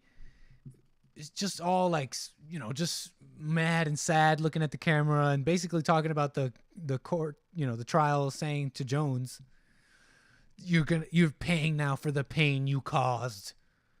I saw the father saying something like that. Alex Jones didn't kill your kids. You know what I'm saying? I swear that's what it feels like these people are basically doing. For the pain you caused. Alex Jones didn't kill your kids, okay? I swear that's like everything behind the world right now. It's like that's behind everything we're seeing. The blame game. And I don't just mean politics. It's the blame game with people in relationships and everything. Blaming others for the pain and hate they feel themselves. And Alex Jones, he got in a lot of crap for suggesting that basically this mother was an actor. An actress? Actress? That she was a paid actor. He suggested that. You know, I said that accidentally, but it's quite poignant actually. Because that's what he did. He was asking questions. Free man talking was asking questions that, you know, he saw things that were a little questionable about the whole situation. The man had questions. What's wrong with that? But anyways, he got a lot of crap for that, for saying he's a paid actress or whatever. Look at this clip from CBS. This is the one we played on JLP show. I kind of just want you to see it to get a feel of what I'm talking about here. Because she stood up to her bully, she said on this morning show with this. Just, is she evil? I forget, guys. Is she evil? Gayle King? Is she evil? She looks like any of these far left CBS, MSNBC, black lady anchors who are evil. Joy Reid comes to mind. From the mother of a murdered 6. So Scarlett Lewis talking about this with this woman. To hear from the mother of a murdered 6-year-old. His name was Jesse Lewis. His story led a conspiracy theorist to admit that he told lies for years about the Sandy Hook massacre. Last week, a jury awarded. Well, I guess actually it might have been a massacre. It's Scarlett Lewis, that's Jesse's mom, and Neil Heslin, that's Jesse's dad, more than $49 million in damages in their lawsuit against Alex Jones. The couple says that they were. Let me skip ahead to what I'm talking about here. We know the details, but it's her talking about standing up to her bully. Oh, Lord, Twitter. Come on, load the video. Come on, Twitter. I'm running a show here, Twitter. This is my fault. I guess I could, you know, download the clip and be ready for this. A cup of water and my hand was shaking. Oh, they're a divorced But couple? then Heche says they're a divorced couple, huh? He also says, yeah, she bad. Are you saying that she's good looking? Are you saying, yeah, she bad? Oh, she bad. She a bad. Is a divorced couple a couple? I guess not. But Heche is saying this woman divorced the father. But anyways. I looked into Alex Jones's eyes, who was sitting right in front of me, and I really felt I could only feel compassion for him and really. Aw, that's so annoying. Women who like basically troll you by showing you fake compassion. I'm feel for you. It's like the people who call in Jesse's show like, I feel for you that you're being exploited or something. People say stuff like dumb stuff like that. They pretend to be concerned. Really, that's how I maintained my composure. I had already forgiven him, but that doesn't mean that you don't hold somebody accountable. Mm-hmm. And what I saw. Accountable for what? Was just a man, a human being in pain, lonely, with no one there to testify for him. He had not a person there. Wait, hold on. Where's the bully part? Yeah. You had sued for $150 million in damages. You were. I find your compassion. No one there to testify. Years with the focus of keeping. Whatever. I probably have it here because I did it for the JLP show. And for the JLP show, I do everything, not everything, but nice. Moving on. The point here is this woman is saying she stood up to her bully. And if you guys saw it on the JLP show, you know what I'm talking about. I stood up to my bully. Or she stood up to Alex Jones the way that her son Jesse stood up to his bully, the bully being the shooter. Because apparently, as the story goes, that her son Jesse Lewis was able to stand up to him and let other kids escape while she stood up to the shooter. Apparently, and if that's true, it's an incredible story. But you guys see what I'm seeing? Did you guys see that? Let me actually. You know what? Before I make my statement, look at this woman's face again. From the mother of a boy. And you made extraordinary under the circumstances, because we all know how much you loved your little boy. Yeah. You would think that it was Of truth. It wasn't about the money. My goal was to send a message about the importance of truth. Do you see this? Do you see that? Look at that. Let's watch her deliver that line one more time. I thought that it was fair. And really, my goal was to send a message. Pause. About the importance of truth. It wasn't fantastic. Take two. My goal was to send a message about the importance of truth. Incredible. Great pause. Great spacing of words. I see an actress. I see an actor. Wait, hold on, YouTube. Hold on. Relax, YouTube. Hold on, YouTube. Let me explain what I just said. Let me explain myself, YouTube. Relax. That woman is an actress. Yes. I'm not saying that Sandy Hook didn't happen. I'm not saying that she didn't cry when she found out her son was killed. I'm not saying any of that at all. But look at this. She started an organization called Choose Love. And I got it on the screen now, the website, chooselovemovement.org. She created this 501c nonprofit organization. And let me read the about us here. With a mission to create safer and more loving communities through no-cost character, social, emotional development programs. You taking this in? So her solution is to create an organization which churns out more school shooters. Character, social, emotional development programs. This woman wants to do this female way of teaching children in the schools where you get them all emotional. That anyone can learn and practice to nourish and strengthen the body, mind, and emotions to cultivate happy, healthy, meaningful lives. Whatever. Look, you guys following this? You know that this is some female, nurturing. You know that this is some female, emotional crap. The same crap that, the same emotional crap that school shooters are going through, and it's what causes them to do what they do. So this woman's solution is to make more school shooters. Instead of dealing with her anger and hate, instead of forgiving the pain, forgiving the shooter, she took on this savior identity and does this choose love movement. Choose love. Take your own advice. How about that? And playing the blame game instead. Blame game. Alex Jones, it's your fault. The pain and you caused, the hate that you caused, Alex Jones. See, the thing is the world is full of paid actors. They're full of paid actors like this woman. And she's a paid actor. Yeah, paid actor, yes. And I'm not, like I said, YouTube, relax. I'm not saying Sandy Hook was not real. I'm not saying she was paid to lie about Sandy Hook or paid to act like she was sad about Sandy Hook. No. I'm saying that this woman is a dumb idiot, a useful idiot for evil. That's what she is.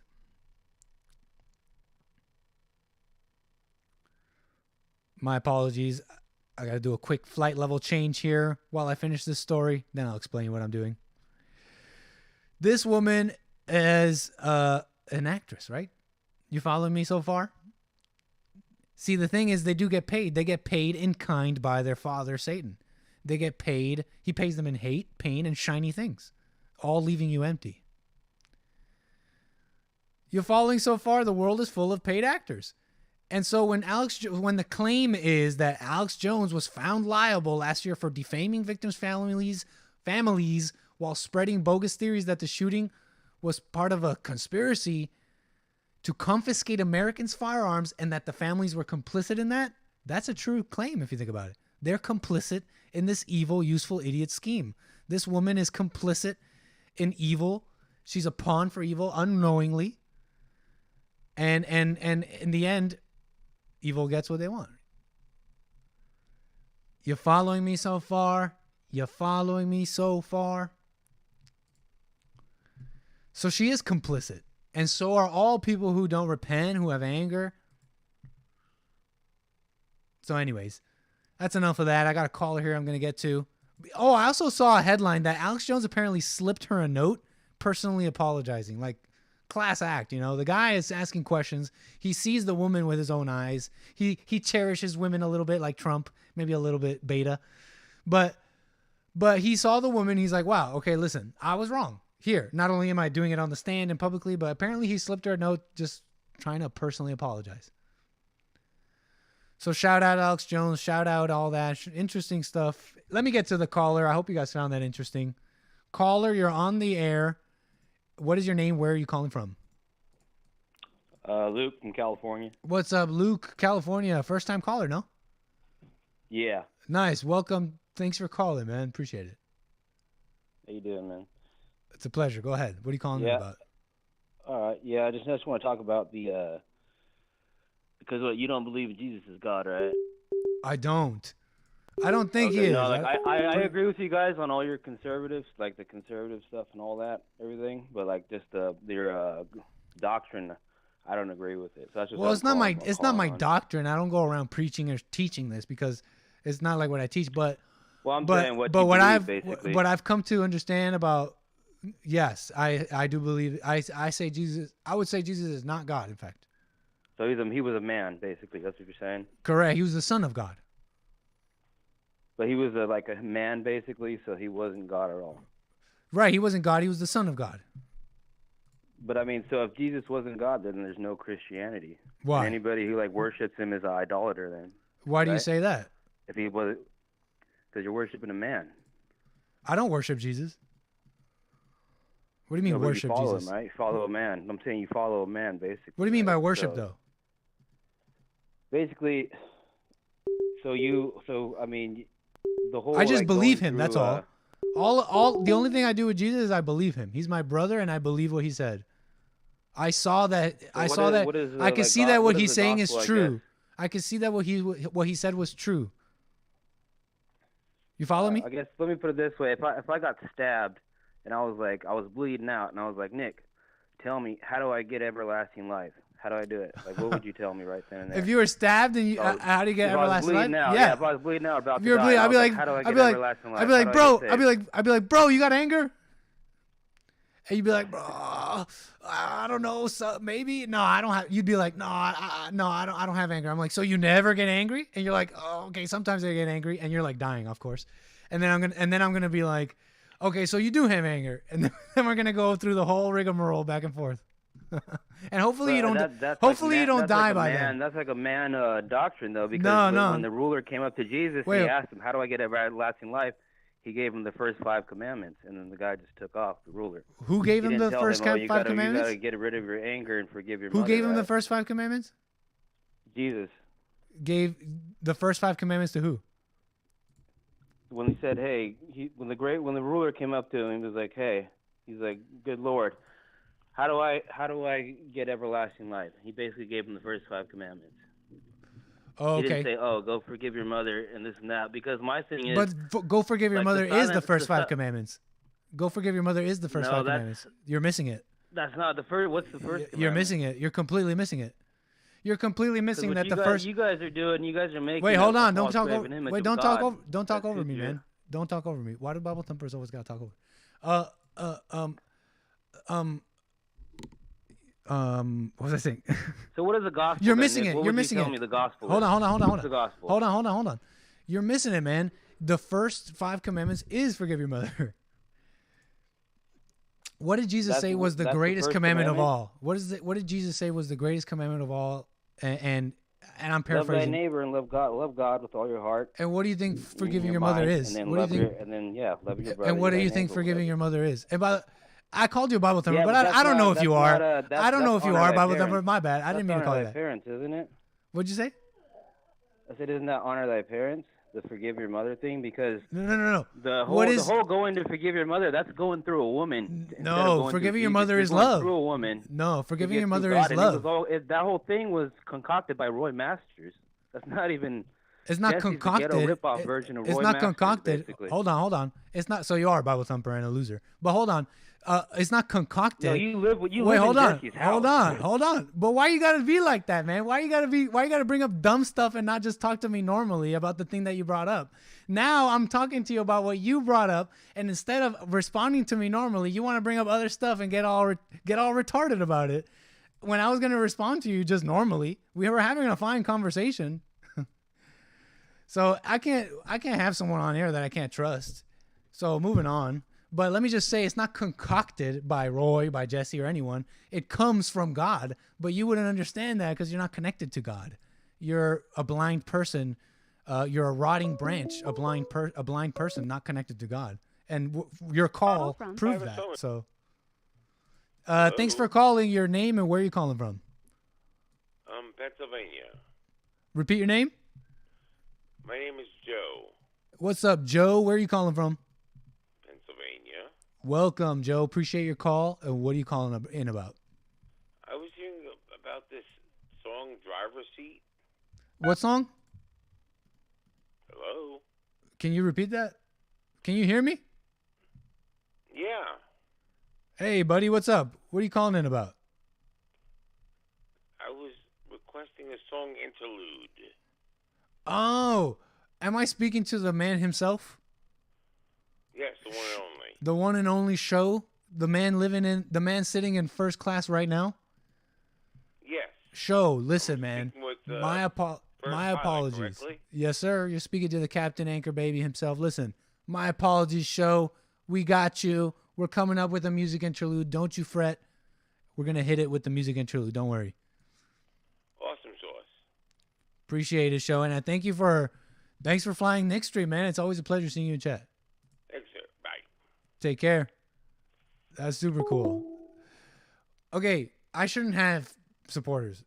Not only I shouldn't have people watching me, I shouldn't have haters calling in, which is awesome, by the way. If you don't have love, call me in. That's super cool. Just be normal, man.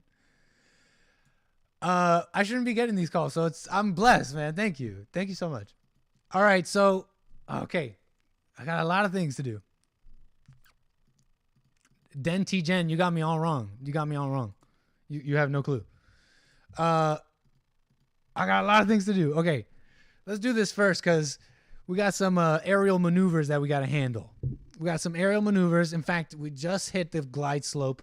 We got to get down to 25,000 feet, and we're going to follow this glide slope down to our altitudes. For those that don't know, when you're flying, there are certain restrictions you got to meet on your way in. It's called your approach.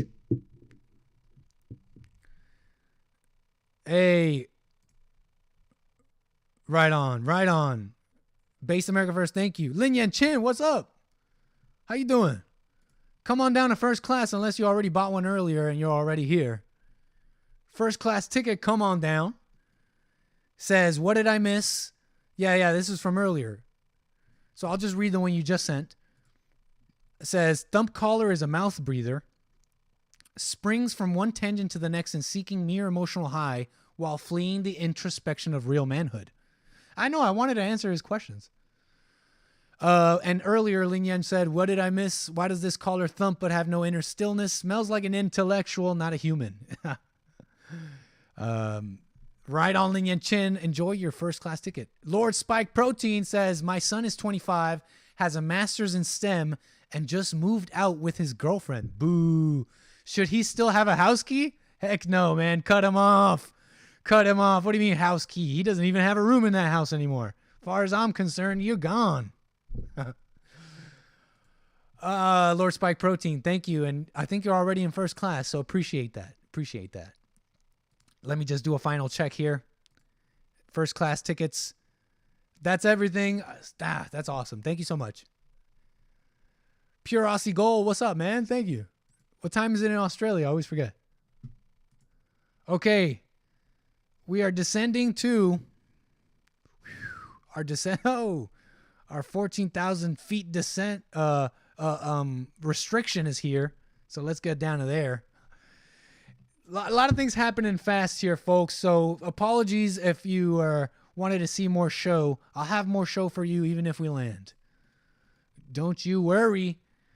It's just we got important things happening here. We gotta, Lander. Land the plane. So everybody who's right now feeling a very, very intense, a very intense drop, that's because you're probably experiencing the G-force of this very, very fast descent down to 14,000 feet. But it's nothing to fear. Nothing to fear. Everybody relax. There's nothing wrong. It's just a fast descent. Probably a little bit more than most people are used to. So buckle in. Seatbelt sign is on temporarily. So no, relax. This is all planned. Should I finish my drink before we land, says Mr. Mad. Well, Mr. Mad, you might have already spilt it on you due to this crazy descent, but we have now leveled out. Seatbelt sign is off. Flight attendants, come on down and replenish everybody's drinks. We are actually on our way to Waypoint Nick. This is what I wanted to show you guys. There's waypoints in the air. That's how people fly. Imagine it's like basically like highways in the sky. And the highway we're about to get on is called Nick. You can see on the screen here. So that's cool. Nick is a real air highway in real life. So that's pretty cool for any nerds are interested. Oh my God, we're flying fast. There's a lot happening, everybody. You'll have to forgive me for anybody who wanted more show. Like I said, if there's anyone trying to call me, if there's anyone trying to do something right now, you're going to have to wait. We got a plane to land. You didn't give a weather report of the town you landing in, Final Frontier asks. You're correct. You are correct about that, Final Frontier. It is 85 degrees in Orlando, and it is currently overcast, cloudy. Could rain tomorrow. Very cool. So like I said, apologies. I got a plane to land here. Just slowing down because we got to get to these altitude restrictions considering the landing is coming soon. All right, everything's cool for now. So if anyone was trying to call me, if anyone was trying to reach me, yeah, go ahead, try again. So anyways, let me do this. What should I do next? Another story? Should I do some variety? Check this out. Let's do some plane content. So I've been getting a bunch of plane content lately. And I don't know what it is with plane content. But basically, like I said, the internet, the world just keeps bestowing me with plane stories. As soon as I started doing this nickstream flying stuff, the internet just started giving me like story after story, like people in a plane doing this or whatever. So let me just do some of this plane content here real quick. There was a plane crash on a highway in LA, I think. Where was this? It was a small Cessna. Video captures the moment small plane crash lands onto California freeway and erupts into flames. Wild. Wild stuff. Let's watch this.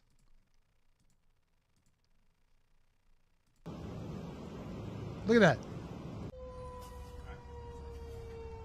Apparently no injuries. An aircraft crash landed onto California freeway on Tuesday, hitting a truck before catching fire.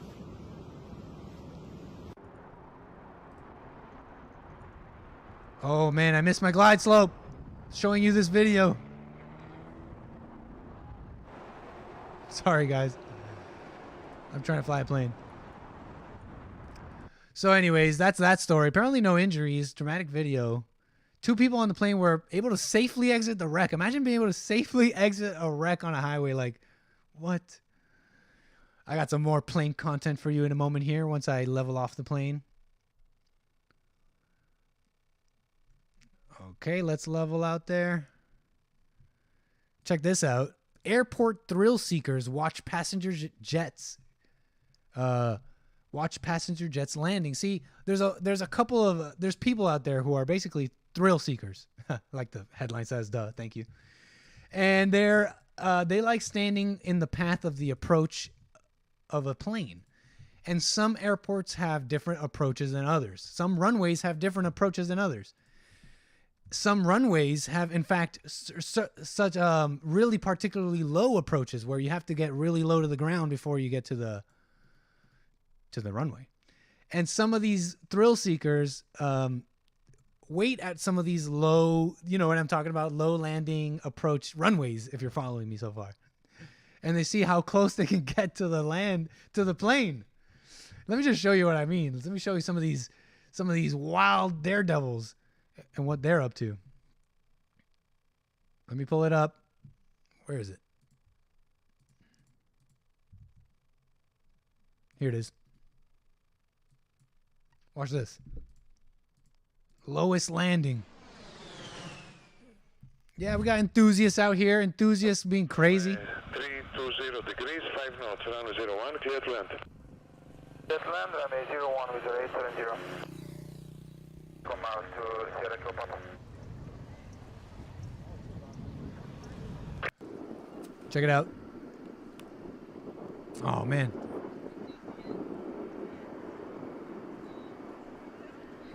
Sorry, y'all. Gotta fly this plane. All right, check this footage out.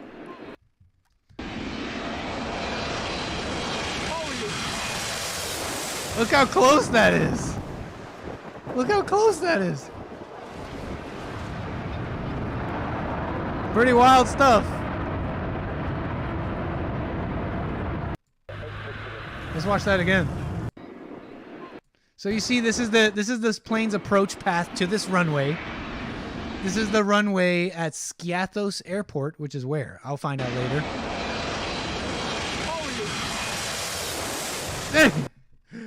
Nickstream Airlines banned from this airport.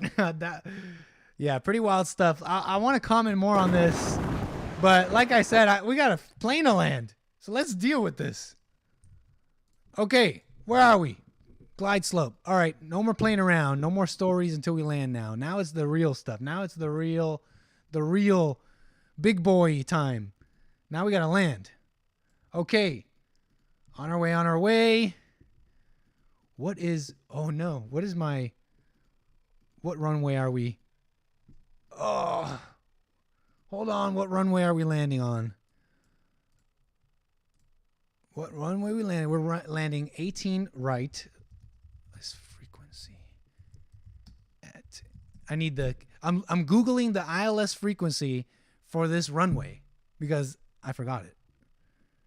And I need it because this frequency is what's going to let me basically land. And I need it right now because I'm landing right now. I like acting all irate. Don't worry, everybody. We're fine. I hope. All right. 5,000 feet is the next restriction. I'm here on my other screen here. I'm looking at this chart basically. If anyone's interested on how to land. So if you'll just give me a moment here. My apologies. It's 1119 is my frequency. Okay. Oh no. It's 112.2. So let me switch to that.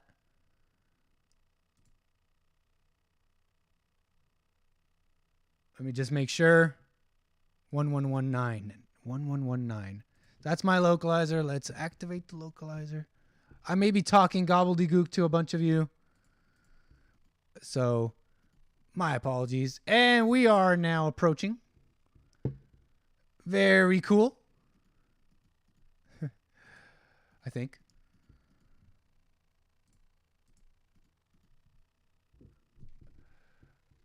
Okay, can y'all see what I'm doing? It's nighttime. Okay, we're turning onto the runway heading. Very cool, very cool. This is where it happens, y'all. This is where the magic happens. Turn on our landing lights, taxi lights, and everything. Let's get our flaps up. Let's get our speed down. We're going too fast.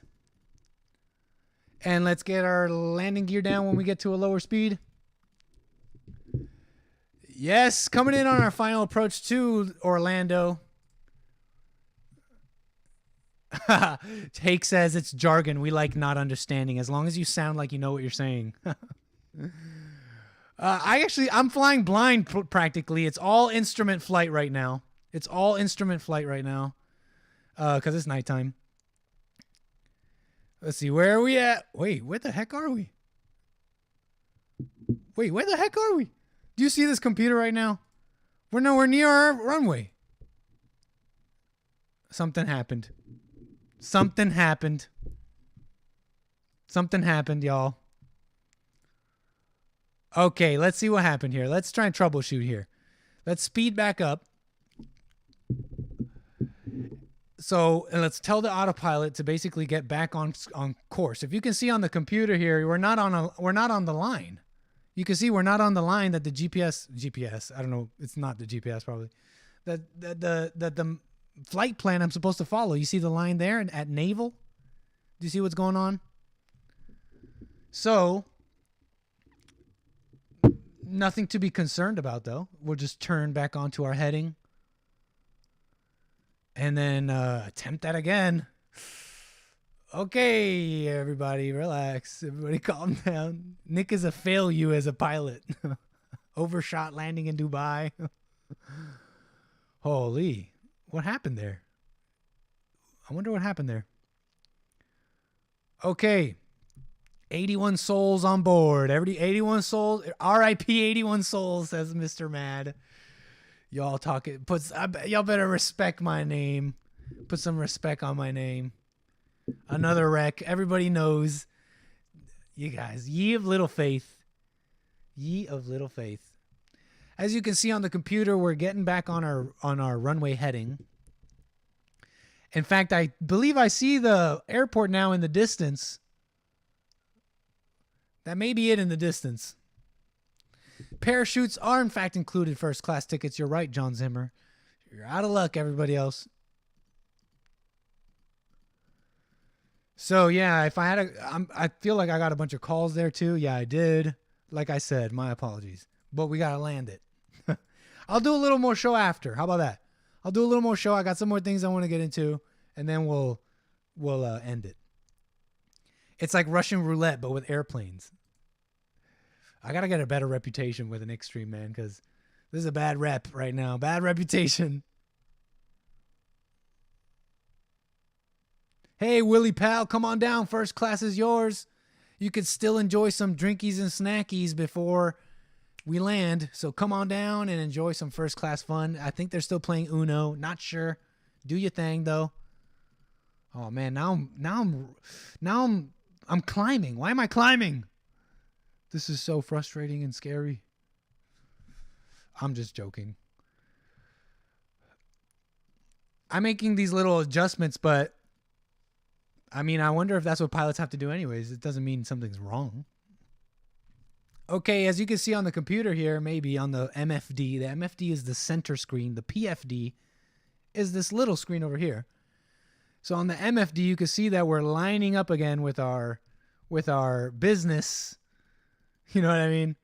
With the runway, with our flight plan. Okay. See, everything's all right. Everything's all right. They're scrambling the C-35. So now I believe we can now switch to our nav1 localizer and turn on the approach. What basically that means is I have my computer, basically my GPS hook up with the frequency of the runway, and then my computer should line me up. It should do a lot of the lining up for me. I will then have to deal with, you see this? You see this right now? Autopilot is messed up. I don't know why. It's turning me off the heading. I click on the that is so frustrating. We're gonna go. We're flying by hand. We're flying manually. I don't care. I don't care. We're doing this manual. I don't understand what's going on. It keeps wanting to. It keeps. I'm sorry. I'm a little bit flabbergasted at what's going on here. You'll have to forgive me here. I'm going full manual. I've just turned off auto throttle, and we're going to have to line up the runway here, hopefully manually. Okay, we're doing this manual. We're flying this by hand. We're full manual right now. Fully by hand. We need to slow down a little bit. Use the force, Nick.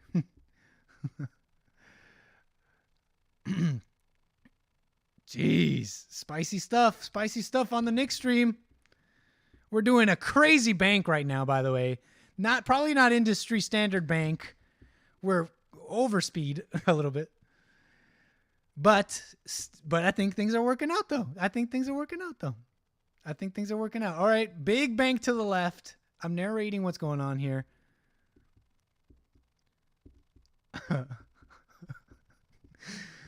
Oh, my God, what a mess. I see the runway. I think we're about to miss the localizer again. Oh, big, heavy bank. It's okay. We'll just line up again. No worries. Accelerate into the turn. You accelerate into the turn. Not always, not when you're flying, because you might want to lose some speed. Oh, no, we're going to miss it again.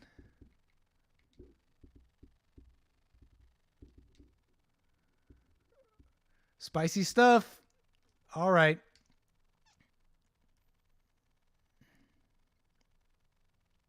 All right, flaps all the way down, gear down.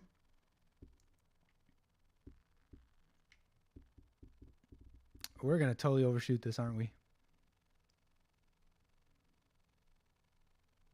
We're totally going to overshoot this, aren't we?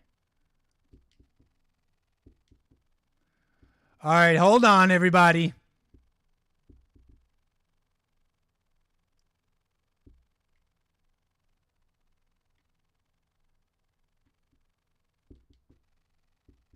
Hold on, everybody. Woohoo! Woo-wee! Coming in. Hold on, everybody. We're on the wrong runway, too. We're landing on 18 left and not 18 right. Oh, no. We're at the right speed. Everybody calm down. We're at the right speed. Okay, throttle off. Okay, down, down, down. Nose up. Nose up. And I believe touchdown. Ooh, spicy landing. Woo!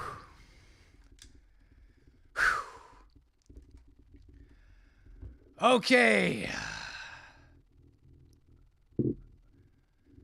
Well. Welcome to Orlando, Florida, everybody. Don't get up just quite yet. Keep your seatbelts on. Relax. We're trying to get out. Just wait till we get to the gate, please. I swear, everybody always gets up before we even leave the gate. Evgeny Crosby never doubted for a minute. Right on, Evgeny. Remember that the contents of your whatever you put on the overhead compartment may have shifted during the flight. And again, we thank you all for choosing nickstream. We know you have many choices, and so we thank you for flying nickstream. Anyways, we're here taxiing to the FBO. Welcome to Orlando, Florida. Shout out anybody here in Orlando, Florida. Let's park, and what can we say? Like, I felt like I didn't really get to a lot of my shows, so let's park and let's finish up the show. That's definitely my drink I spilled into my crotch, says Real Mr. Mad. Anyways, that's enough of that. Let me switch cameras here. Thank you for sitting through that. I hope you had fun through the flight. I hope you enjoyed that. What can I say? I'm actually going to leave some of the stuff I got for the next show, because these are good topics and I want to give them justice. I got to the big topics. I'm glad I did all that. I got to the big topics. I got to say what I wanted to say. Let's see what else. Let's see what else. Oops. So we crashed into the FBO. So that's not good. But anyways, I said what I had to say about the stories. What else? There's some funny viewer videos and cool variety videos I wanted to get into. I'll leave those for next time. Let's see what else. Right on. Thanks, Stephen Will. I do have one story actually I'll do this one story, and then what else? It's very short.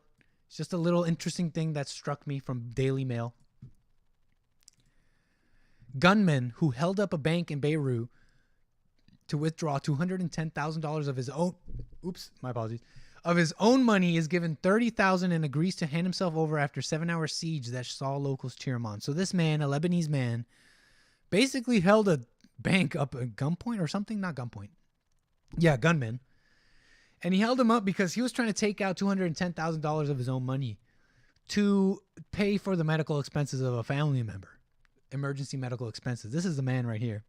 This is Sapporo. Nope, that's a Sapporo commercial. Let's not give them free advertising. But this man, the bank was not going to give him the money, basically.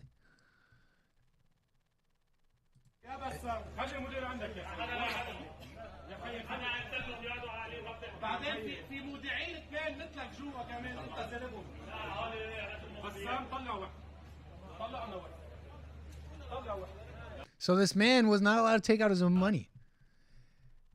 You know why? It was his own money that he was trying to take out. Why was he not allowed to take it out, though? This is a short story. It kind of struck me because it's kind of interesting. Because Lebanon cash-strapped banks since late 2019 have implemented strict withdrawal limits on foreign currency assets. No, not that, though. There was something else I read. Where was it? It was because of the tight economy. Lebanese government was not letting them take out the money because of the economy. Yeah, here it is. The country today is suffering from the worst economic crisis in its modern history. 3/4 of the population being plunged into poverty. And so it's because of economic problems that this guy's not allowed to take out his own money. So I'm not saying this to freak you guys out. I'm not here to say, oh, have fear. But yeah, your money in a bank. Yeah. The government. Yeah. Okay. Yeah. Maybe we got to rethink some things. Kind of interesting. No, if it can happen over there kind of thing. If it can happen over there, it can happen over here. So that was that on that. The only other kind of news I wanted to get to. There was this story in Las Vegas, and I don't think I've seen any reporting on this, and I still haven't seen an update. And it's so violent that I don't think I can show it.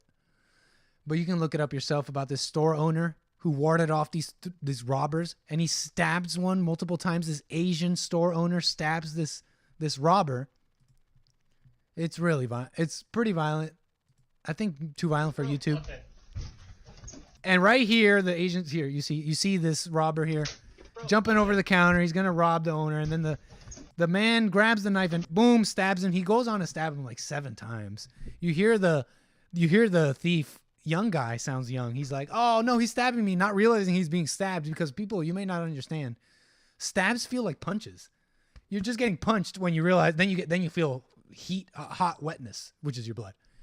So this kid is getting punched, stabbed, and he's like, "Oh, I'm getting stabbed. Oh, I'm dead." Yeah, Nathan Rangel knows this story. He stabbed the F out of that guy. I know, Doom Jesus. Yeah. And I still don't have any update. The cops haven't said anything. I'm waiting for an update on this story. So that was some other news I kind of wanted to get to, but the rest is good stuff that I'll save. Anyways, everybody, what can I say? That was a lot of fun. I hope you guys enjoyed yourselves. Hold on. I mean, what else can I say? My apologies here. I must have missed your chats here. Okay, listen, guys. That's it. we landed. We're in Orlando. That was Friday. I really hope you guys enjoyed the Nick stream today. I hope you guys enjoyed the show. Hope you guys are enjoying these Friday streams.